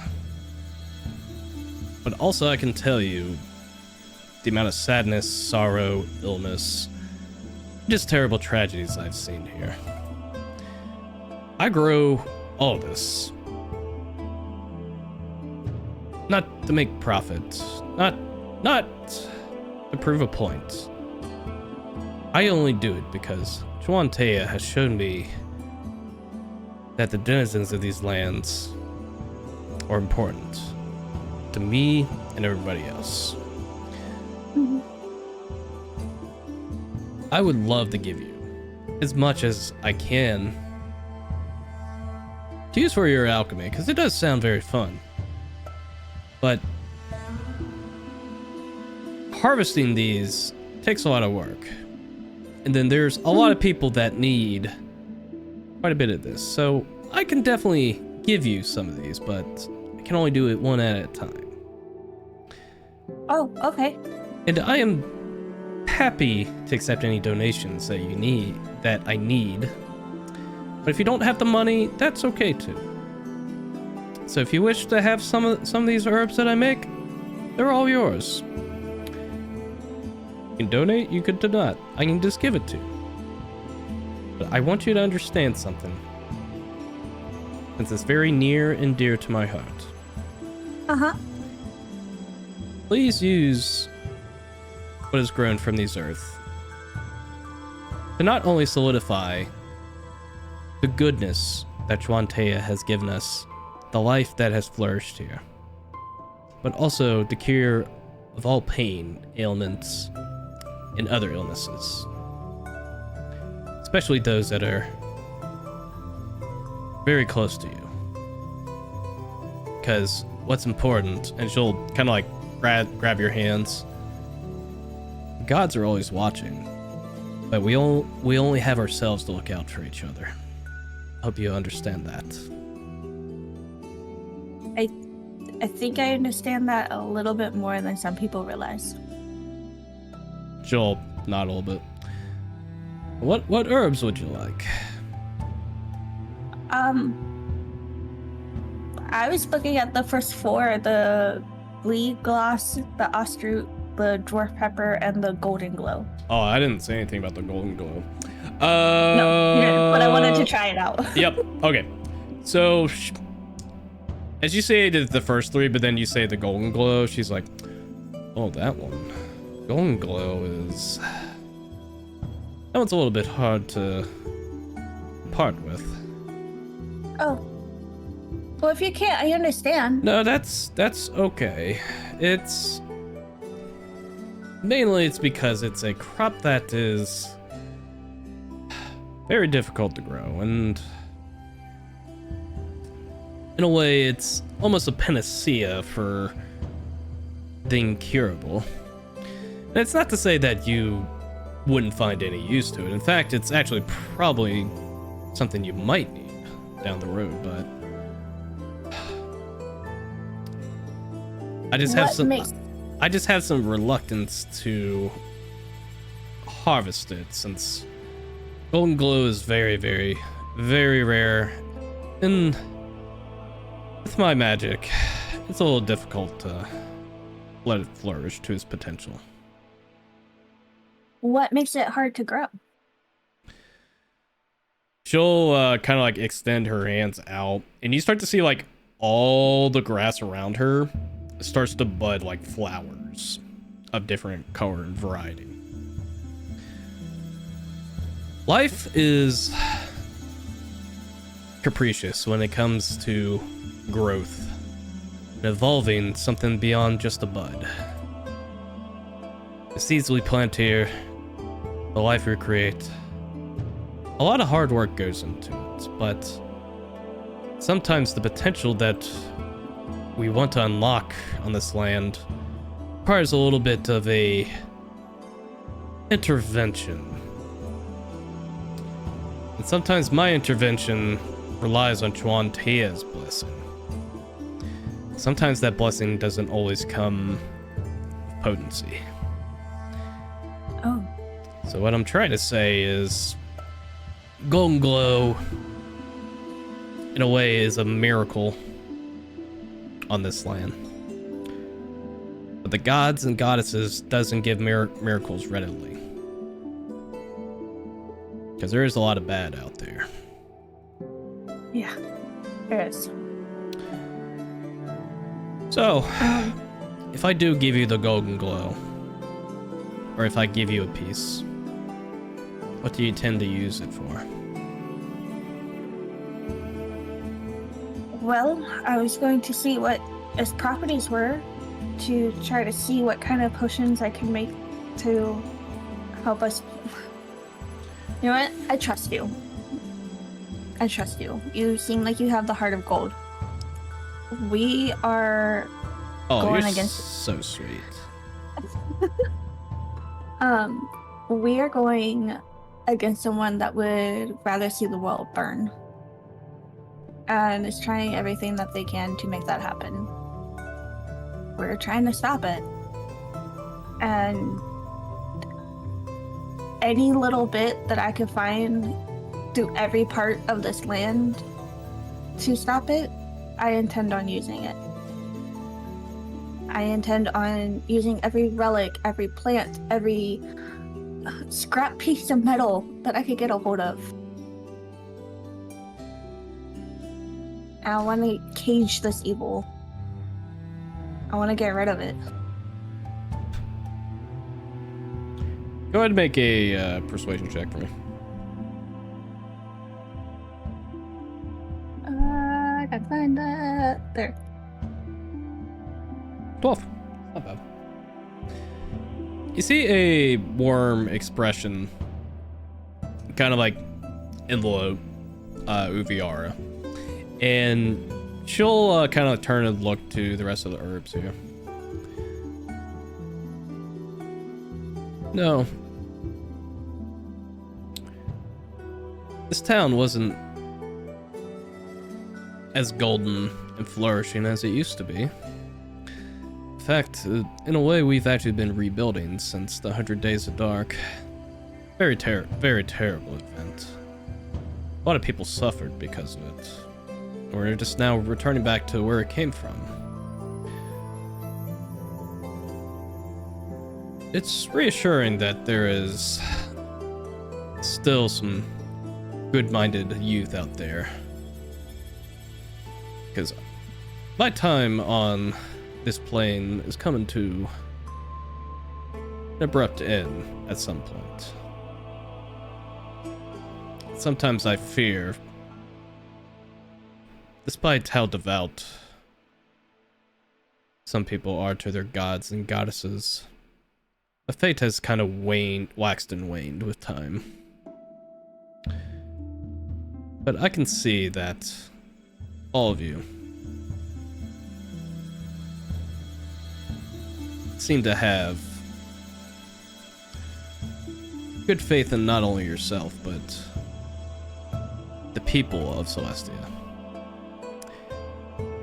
My old bones tells me that Golden Glow will serve a great purpose to you. And you start to see her start to uproot one of the Golden Glows from the earth. And she'll pull it to her, and you see like this like vine start to like extend out. And she'll grab the Golden Glow, and you'll see like this very small, almost like golden sheen like plant in front of her. She'll hand it to you. Thank you. Like, truly, thank you. I do hope that if you do pass, and hopefully it's not anytime soon, that someone can take up where you left off. Oh, don't worry. I still got some years in me. Yeah. We can see with how much you move around this place and how much grows. Yeah. Definitely need a back massage. Ooh. Working out in the fields alone is really tough. I'm willing to give you a back massage if you want one. I was gonna say. Oh, that would be very great of you. She just turns to you. You just see like this giant floof of freaking hair. You don't even see her back. Do you mind if I clean up the hair a little bit? Oh, of course. Go right ahead, dear. All right, so Nim, Golden Glow is essentially going to be an alchemical reagent that you can make a greater restoration potion with. Yes. Okay. Nice. I will tell you, and this is the tricky part. The DC on making that is It's gonna be high. pretty tough, but Flipping high. you won't lose per se the reagent unless you roll like a nat 1, for example, or you just roll so low you lose it. The materials won't be wasted. You'll still have an opportunity to do it again, but the DC is pretty tough. So, Okay.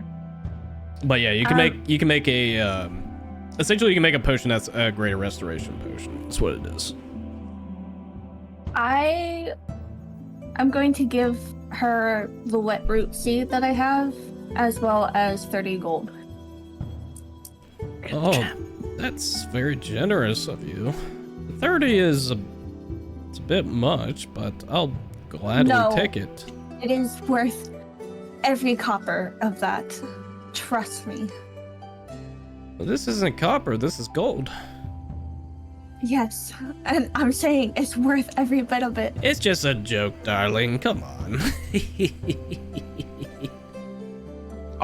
By the way, I want to use, well, I'm like trying to fix her hair so I can give her a back rub. Yeah. I want to use Druidcraft on any seeds that are in her hair to just make them bloom. Damn, son. All right. As you do that, and you start to see like a lot of like the small seeds are in there. It starts to like wrap around with her hair. Her hair is almost like as if it's moving with the roots and the plant life with it. Like it's almost like her hair is almost alive. It seems like. And you start to see like all the flowers bloom with it, and she's like, "Oh, so you have a connection to Chuantea as well. That's good to know." It's a little bit. But I'll continue working on giving her a back rub. Okay, you give her a back rub. All right, what's everybody else doing? I'm actually going to whisper to Tyrell, I'm like, I really need to know exactly how deep this town's pockets, or how deep in Paris's pockets this town is. Later. Deep as in how rich they are? No, as in what kind of a hold does he have over this town? That's the thing. It's not the fact that like he has a hold of the town. Actually, it's more the Renenskis are the ones that kind of have a hold of this whole area. But he, well, let's just say he has a lot to say on where the gold goes, and well, I won't sugarcoat it. Let's just say it's a bit of a racketeering type of thing. Okay. You know. I'm gonna get some more information from you later. It's, I mean, I don't want to say you shouldn't get involved. It's just, there's not really a whole lot of bad happening in this place. It's just, well, as you can see, like UVR is well off. I mean, she just lives off the land, but I mean, the thing is, some people get a fair amount of gold, others not so much. And all I'm really doing is just trying to give the gold back to the people that might need it. By strategically transferring equipment to an alternate location, Maybe. also known as stealing. Maybe. Fair. Listen, I appreciate you helping me out, but really, the town's fine. It's just more the gold is. Father is just trying to vie for power for the Renenskis, and it's a whole political thing that honestly I'm just a kid. I don't know how that works. It's just Father is just trying to get in the good graces of the people, but he's doing it by, well, illicit means. That's all. And I'm sure you got some big world things, saving the world and all that. I honestly don't even know what you guys are after, honestly. But you don't have to tell me. It's not a big deal. Put it this way. What's the point in saving the world? There isn't small places like this to exist in it. I like to fix problems as I go. And this is a problem. Otherwise, there's no point in saving the world. I guess you have a point. But who am I to know? I'm just a kid. Yeah, a kid with some unusual talents and a bigger brain than he gives himself credit for, even though he doesn't like to use it very well. You feel like a poke on your shoulder. Exactly what I'm talking about. He kind of just like laughs at you. All right. Is there anything else you want to do in Uviar's farm? Real quick, Dwarf pepper? I'm leaving a Blunt? We got okay. Gem. We got quite a lot. I have a lot of people talking at me, so Calista, go first. I'm gonna leave a gem, my last gem of 100 GP at the corner bed over here. Because I have a feeling she won't accept it, so I'm just gonna kind of like place it at the corner there and walk away for her to find. All right, well, go ahead and take that out of your inventory. I did. Yep, go ahead and take it out of your inventory. Yep. All right, and then Enthrall, you were saying something. So I'm sad I don't have them to give to you because you look like you'd be able to put them to use. So I'm glad I gave them to the other person. The next time I go to the Biosaucer's jungle, I'll pick up some more plants there that I think you'd like to grow here. However, if you have time for them, I'd also like to ask for some seeds of these ones and to spread over there because some of these look like they'd be very. I don't need the full plants, but I'm wondering if you'd be willing to let me take some of the seeds to spread around. Ooh. Oh, certainly. I can definitely do that for you. If you can give me a moment, I can collect that for you. Sure, and I have one other request. So I need something for my mom. We're about to go. We're probably gonna visit her because she lives in town here, and I wasn't able to get the sharpening stone that my dad usually gives for her. I know she'd often get a stamina potion that she'd make my dad drink. Do you have any stamina potions? I'm sorry, what? She kind of like has like a warm smile on her face, but then as soon as you mention stamina potion, you just see like just the expression change to that of just like disappointment. Stamina potions for... I don't know. She just said I just heard one point when she said she'd go out pick up a stamina potion because her dad was. My dad wasn't paying attention. I know what stamina potion you're talking about. So I'm just gonna. She's just gonna like shuffle on into her house for a minute. Oh my gosh, this poor old lady. You're traumatizing her. Welcome home, Enthrall. She'll come back out.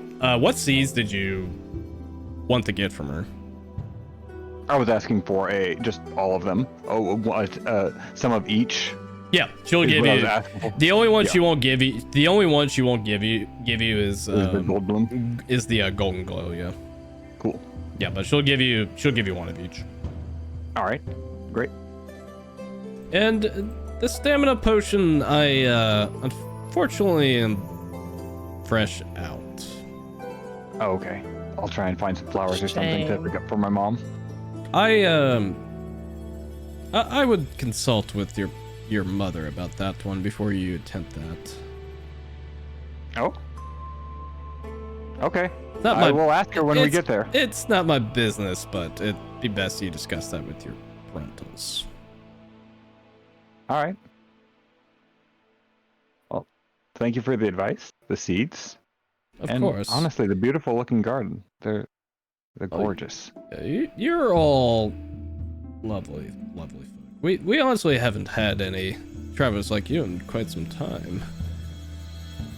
I'm quite interested to hear if there's any legends that will spread of you one day.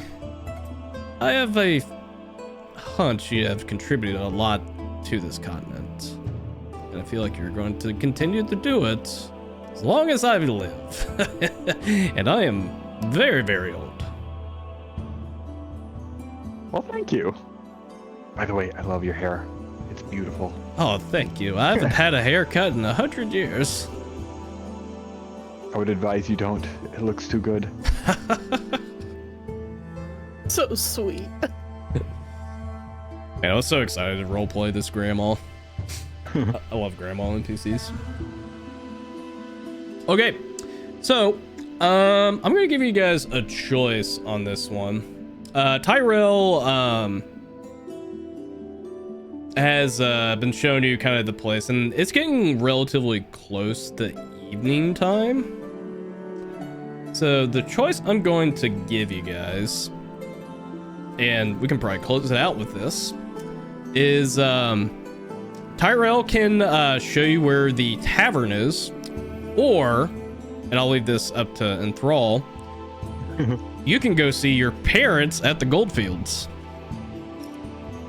Enthrall, we are going to go see your parents. I need this in my life. Why stay at an inn when our entertainment are in the Goldfields? Oh, boy. Yep, we need this in our lives. Okay. So you guys want to go see Enthrall's parents? I need to know Yes. where he comes from. Yes. Okay. All right. So And Tyrell is going with us. oh, Tyrell's going with you? Okay, hold on. I'm not sending him. It's home not. to those Okay, people. hold on. Okay, so with that, well, you guys are discussing that, and more or less, you are. I'm trying to think the term. Yeah, you guys talk about it, and Tyrell's like, all right, well, if you just want to meet back up at Sunny Township, I can show you the rest of the place no. tomorrow. We're Where adopting do you think you're going? Wait, what? We're adopting. We're not sending you home to those people after what we just experienced today. Wait, what? Coming back? What do you mean? They're gonna come look for me? We're adopting What do you you. think? Okay. What do you think's gonna happen after what happened? We're going to his parents' house. I mean, I don't want to cause them trouble, and it's just. Okay, so behave. And Thrall, would it be trouble? You mean how old are you, by the way? What, me? Yeah. Looks at notes. Because I forgot how old he was. I thought you said like 12 or 13. Yeah, I think don't he's remember. 12. I just gotta double check. I've been Yes, getting, we are kidnapping him. yeah, I'm getting better at having actually like putting like relevant ages on here. He's 12. I'm 12. I'm about to be 13 soon. Listen, if you want to come with us, you can, but I don't want my mom to get mad at me for kidnapping. Yeah. See, he's got a point. I don't want to cause any discomfort, and I'm probably just a stranger to him. And But in Thrall, Listen. what if we told your parents that he was caught up with people that want to hurt him? they're they not should be gonna fine if hurt. we They're take not gonna everything hurt me. down. It's just Dad's just gonna be a little angry with me. That's How all. much is a little? And What do they do? that's why we're now your family, and you're coming with us. Don't worry, we've saved some other kids. It'll be fine. Okay, I'm not thinking as far as she is. All right. Um, Who wants to Look. be the one that makes the persuasion check on here? Because he's not gonna easily go with you guys. I would say the highest Christmas score. I have a +3 on persuasion. I think I have I pretty have good plus persuasion. 3. Thrall, stay away from her. All right, Did you who's eat rolling? Is Jenny it? Carrot? All right, who's rolling? Nim's pretty cute. She can do it. She's pretty. Alright. I think I confuse him too much. So All right, go ahead, Nim. I'm also his height. It'll be fine. I I think he's taller than suppose. me, but still. He's actually, yeah, he's a little bit taller than you. Yeah. Before I roll, I want to use Flash of Genius if I can. Sure. Da-da-da-da. Well, you can use it before you know what the roll is anyway. So just do your roll first, and then we'll go from there. You said I had to announce it before the roll. This is me announcing before the roll. No. So you can roll, but then you have to decide if you want to use it when you see the roll. Is what I'm saying. I just can't tell you if you use Flash of Genius if the roll is successful or not.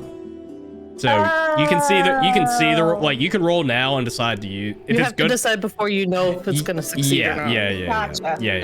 Yeah. Okay. Yeah, I'm not gonna pull a fast one where you're like, you have to use it now, haha, and then you just roll that one and feel bad. Right? I don't need it. Okay. All right. So with some reluctance and kind of just seeing like this troop of wiry, just crazy adventurers getting involved in this potential thieves guild, Kanja, whatever the hell's happening in this town. He's like, all right, fine. It's not like you'll know I'm. Not like you'll care where I'm at anyway. Fantastic. That's depressing. Let's go. That's depressing. You're coming with me. I have a feeling nothing's going to cheer you up like this experience we're about to have. Oh boy. Here we go. Here we go. Speaking of, do you have any clothes for like cold weather? You might want those. He is not coming with us that far, Nim. But we're adopting him.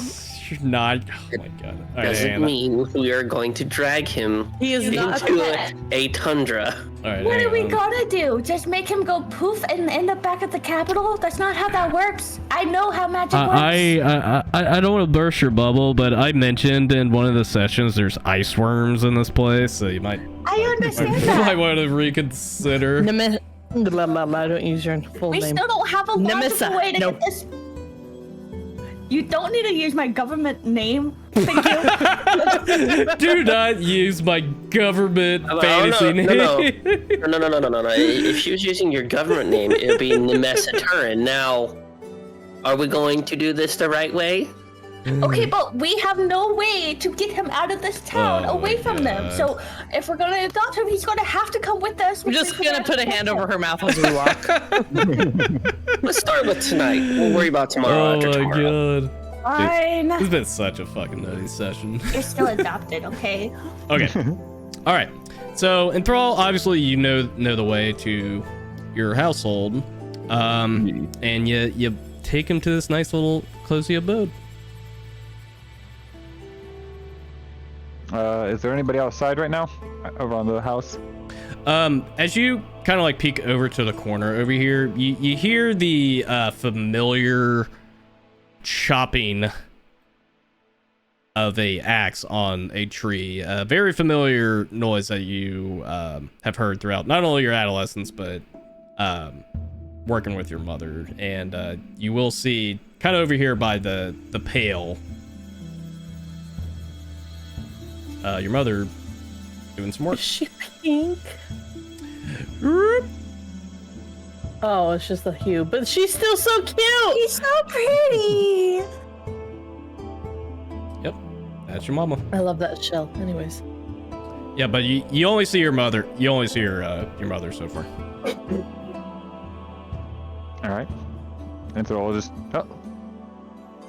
I'm home, kind of. It's best not to startle my mom. Hey, Mom! She stops for a moment, and you just see like a big old axe. Like the axe is almost like bigger than your mom. Yeah. And your mom is like frighteningly like strong. Enthrall? Hi! I'll Oh, start running over Oh to my- her now. oh my goodness. She'll like start like stomping on over and will just embrace you. Mom! Ow! Oh my You're still crushing goodness. Oh, you've Crushing my got skull! Yeah, your shell is like cracking at this point.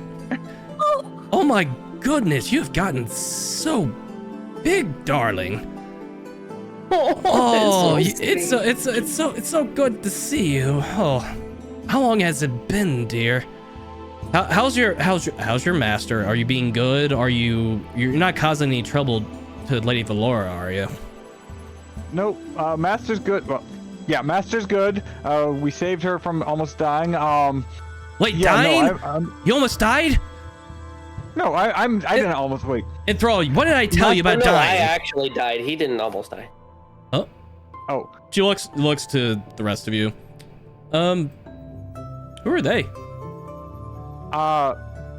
these are my friends, companions, or my traveling. We're adventurers, I guess. I'm adventuring with them, and that's a boy we're. We're not kidnapping him. Don't say it. We're adopting him. We are taking care of him for the evening. Nem. We're Adopting. keeping him safe for the evening, I guess, is the Oh my. consensus. Oh my goodness. So well, this is very very sudden. I'm actually. It's so good to see you, honey. But I wasn't expecting. She starts like counting. This many people coming to our house. I mean, I love guests. Your father loves them just as much as I do, but. She looks over to where Tyrell is. Tyrell is kind of like doing that wounded arm thing where he's like kind of like very reluctant being around you guys. Well, you're gonna have to convince your father, but I mean, I don't mind. Okay. Well, we just got to get a little creative with the bedding. That's fair. I can sleep on the floor like I used to. I don't need a bed. Oh my don't goodness, worry. it's so great to see I you. don't sleep. It's so great to see you, honey. She gives you a kiss on the forehead. Thanks, Mom. It's good to see you too. Here, come in. Your father's gonna be very happy to see you. Here, come on in. Well, actually, hold on. I need your names first. Father is very, very stern about names. Oh, sorry about that. That one's Torin. The Dragonborn is Torin. Torin. Oh. My Over there goodness, is you're very Euseth. strong. You're very strong. I can put you to work. Yeah. I think we're being adopted. Okay, so that's Torin, and then and what about you, honey? I'm Nessa, but you can call me Nim. Nim. I like Nim. That's cute. And what about you, darling? Callista. Callista, right? And what about? She like stops for a moment and looks at Tyrell. That's Tyrell. We actually just met him in town. Hi, ma'am. I feel like I've seen you around here. Oh well. Hey, come on in. Darling. Astral. Thrall, as you walk in, you'll see your father at his usual. This looks like a fireplace, but it's actually like an enchanting / fireplace.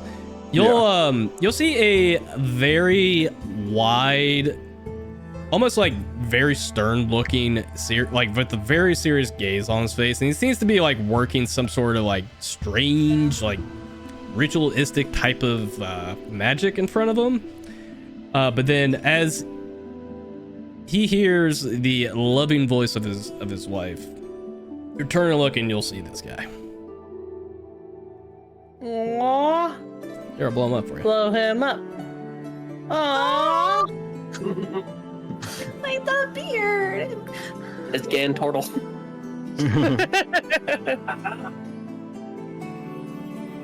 Oh, we have guests. It's Thrall, my boy. He literally just he picks you up and just gives you the biggest hug. Oh, I love it. Whoa, I didn't think you'd do this. Oh, Watch you your are back, here. Dad. You just see like magical particles coming off him. And it's just like, and you're just like, just like all this magical dust that's like on him. My boy, you're finally home.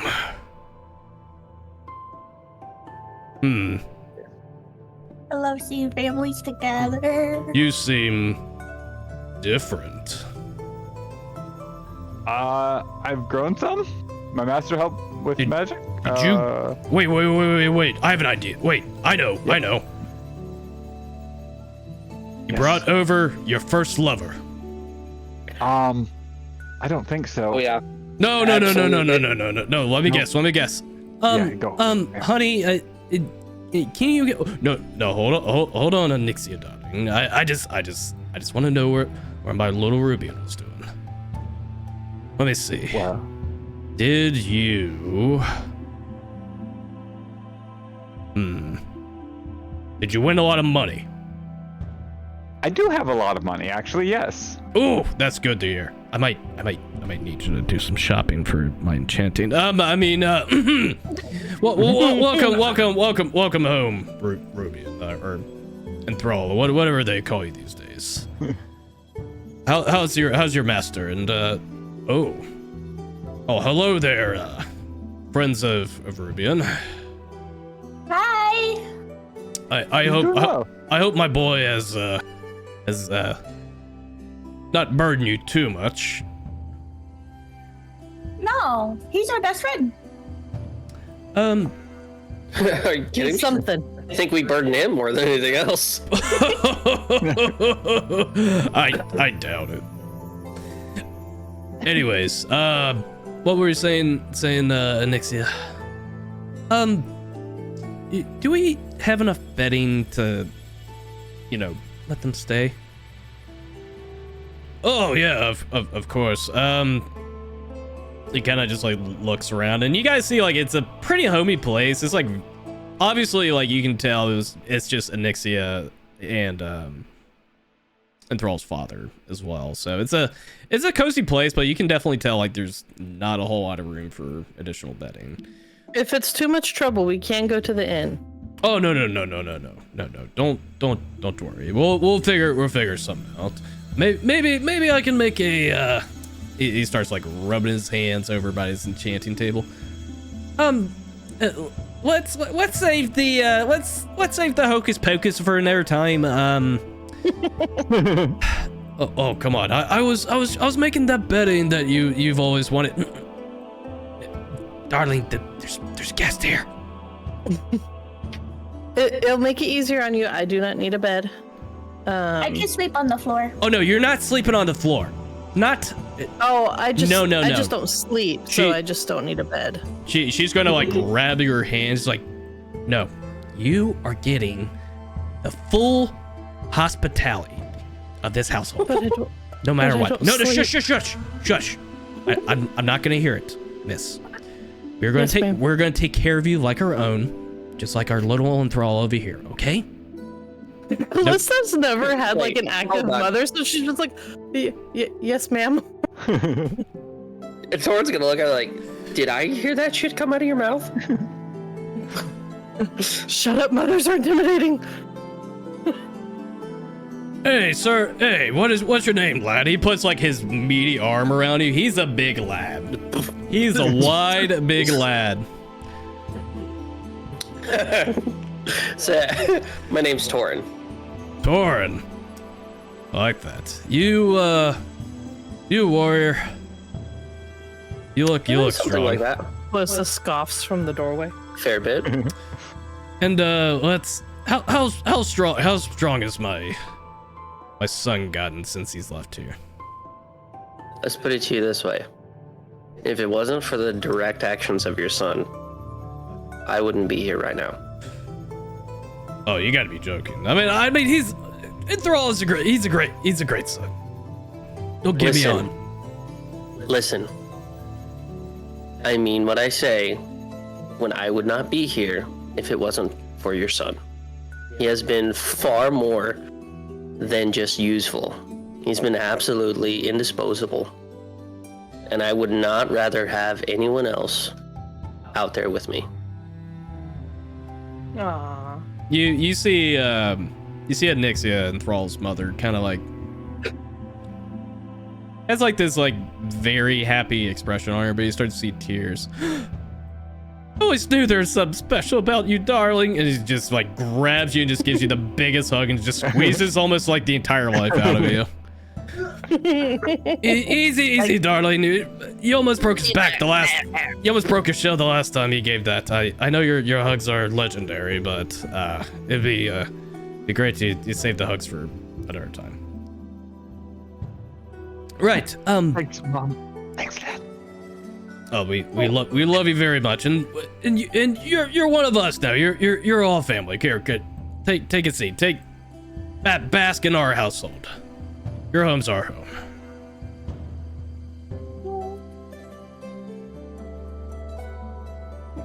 I sit down. These are pillows. Because I'm scared. You guys will still see Tyrell outside, and he seems to be like sitting by the stairs. Tyrell, come sit with me. I was gonna say I'm not even gonna give him the option. I'm literally just gonna go over, grab him by the back of the neck, and be like, "Come in, we're coming in." Hey, Nope, get in here. I just needed a minute. God. Your minute's up. Alright, fine. You can sit with me. I don't bite. Hard. Penny Yes, she doesn't does. bite either. Yes, she does. No, she doesn't. Alright, fine. As long as you get off my back. You'll pop a squad right next to you. Yay. Alright, honey. Let's give him the full Maximilian hospitality. I hope you're ready. I'm sorry, Maximilian? I'm ready. That's her last name. I forgot it was your last name. Yeah, Ruby and Maximilian. I forgot. All right. Well, with that wholesome interaction, we're going to go ahead and end the session there. I figured that was a good. But yeah. I was like, I am not letting another week go by without meeting his parents. Right? Yeah. Tiny, I hope that was okay as your introduction for your parents there. Oh yeah, definitely. That was great. I just like I looked at your backstory and I was like, oh, okay, well I can work with this. So, Yeah. but yeah. All right, excellent. Well, I hope you guys enjoyed that one. Welcome back to D&D, y'all. Yeah. Oh yeah, It was great. Yeah, that was a nice. great way to start. Yeah, nice. I Nice. don't know how we get crazier and crazier, but somehow we do. I mean, like Callista got put in her place, and Thrall came out of nowhere. It's Calista like, experienced the mother. like, Oh, that like, was so and funny. Thrall was like, I'm gonna not be hosting for a second. I'm gonna put the book down. I think there that's for the one. first. And Thrall doing that was the highlight of my night. Highlight. Oh, Right? dude, yeah, that was insane. So good. Us adopting a kid. It's all great. It's all great. Well, love it's it. just I just find it funny because like you literally like accost the kid. Like, yeah, he was stealing, we get it, but like literally was trying to intimidate him, and then now you're just like, all right, now you're part of us, and it's like, what? No, we won't let him leave, and he's like, "This is hell. My God. This is what you get. We've turned into kidnappers." What? You're the new mascot now. Ha ha. Oh my god. All right. Well, I'm gonna go ahead and hop off here, but I appreciate you all. Hope you guys had a great one. Oh, I did. Thank you. All right, guys. Well, Bye, Gabriel. I'll be in touch for next session. All right. Okay. Bye. Great. Bye, guys. Bye. All right. Well, that was pretty awesome. That was a wholesome little return to D&D.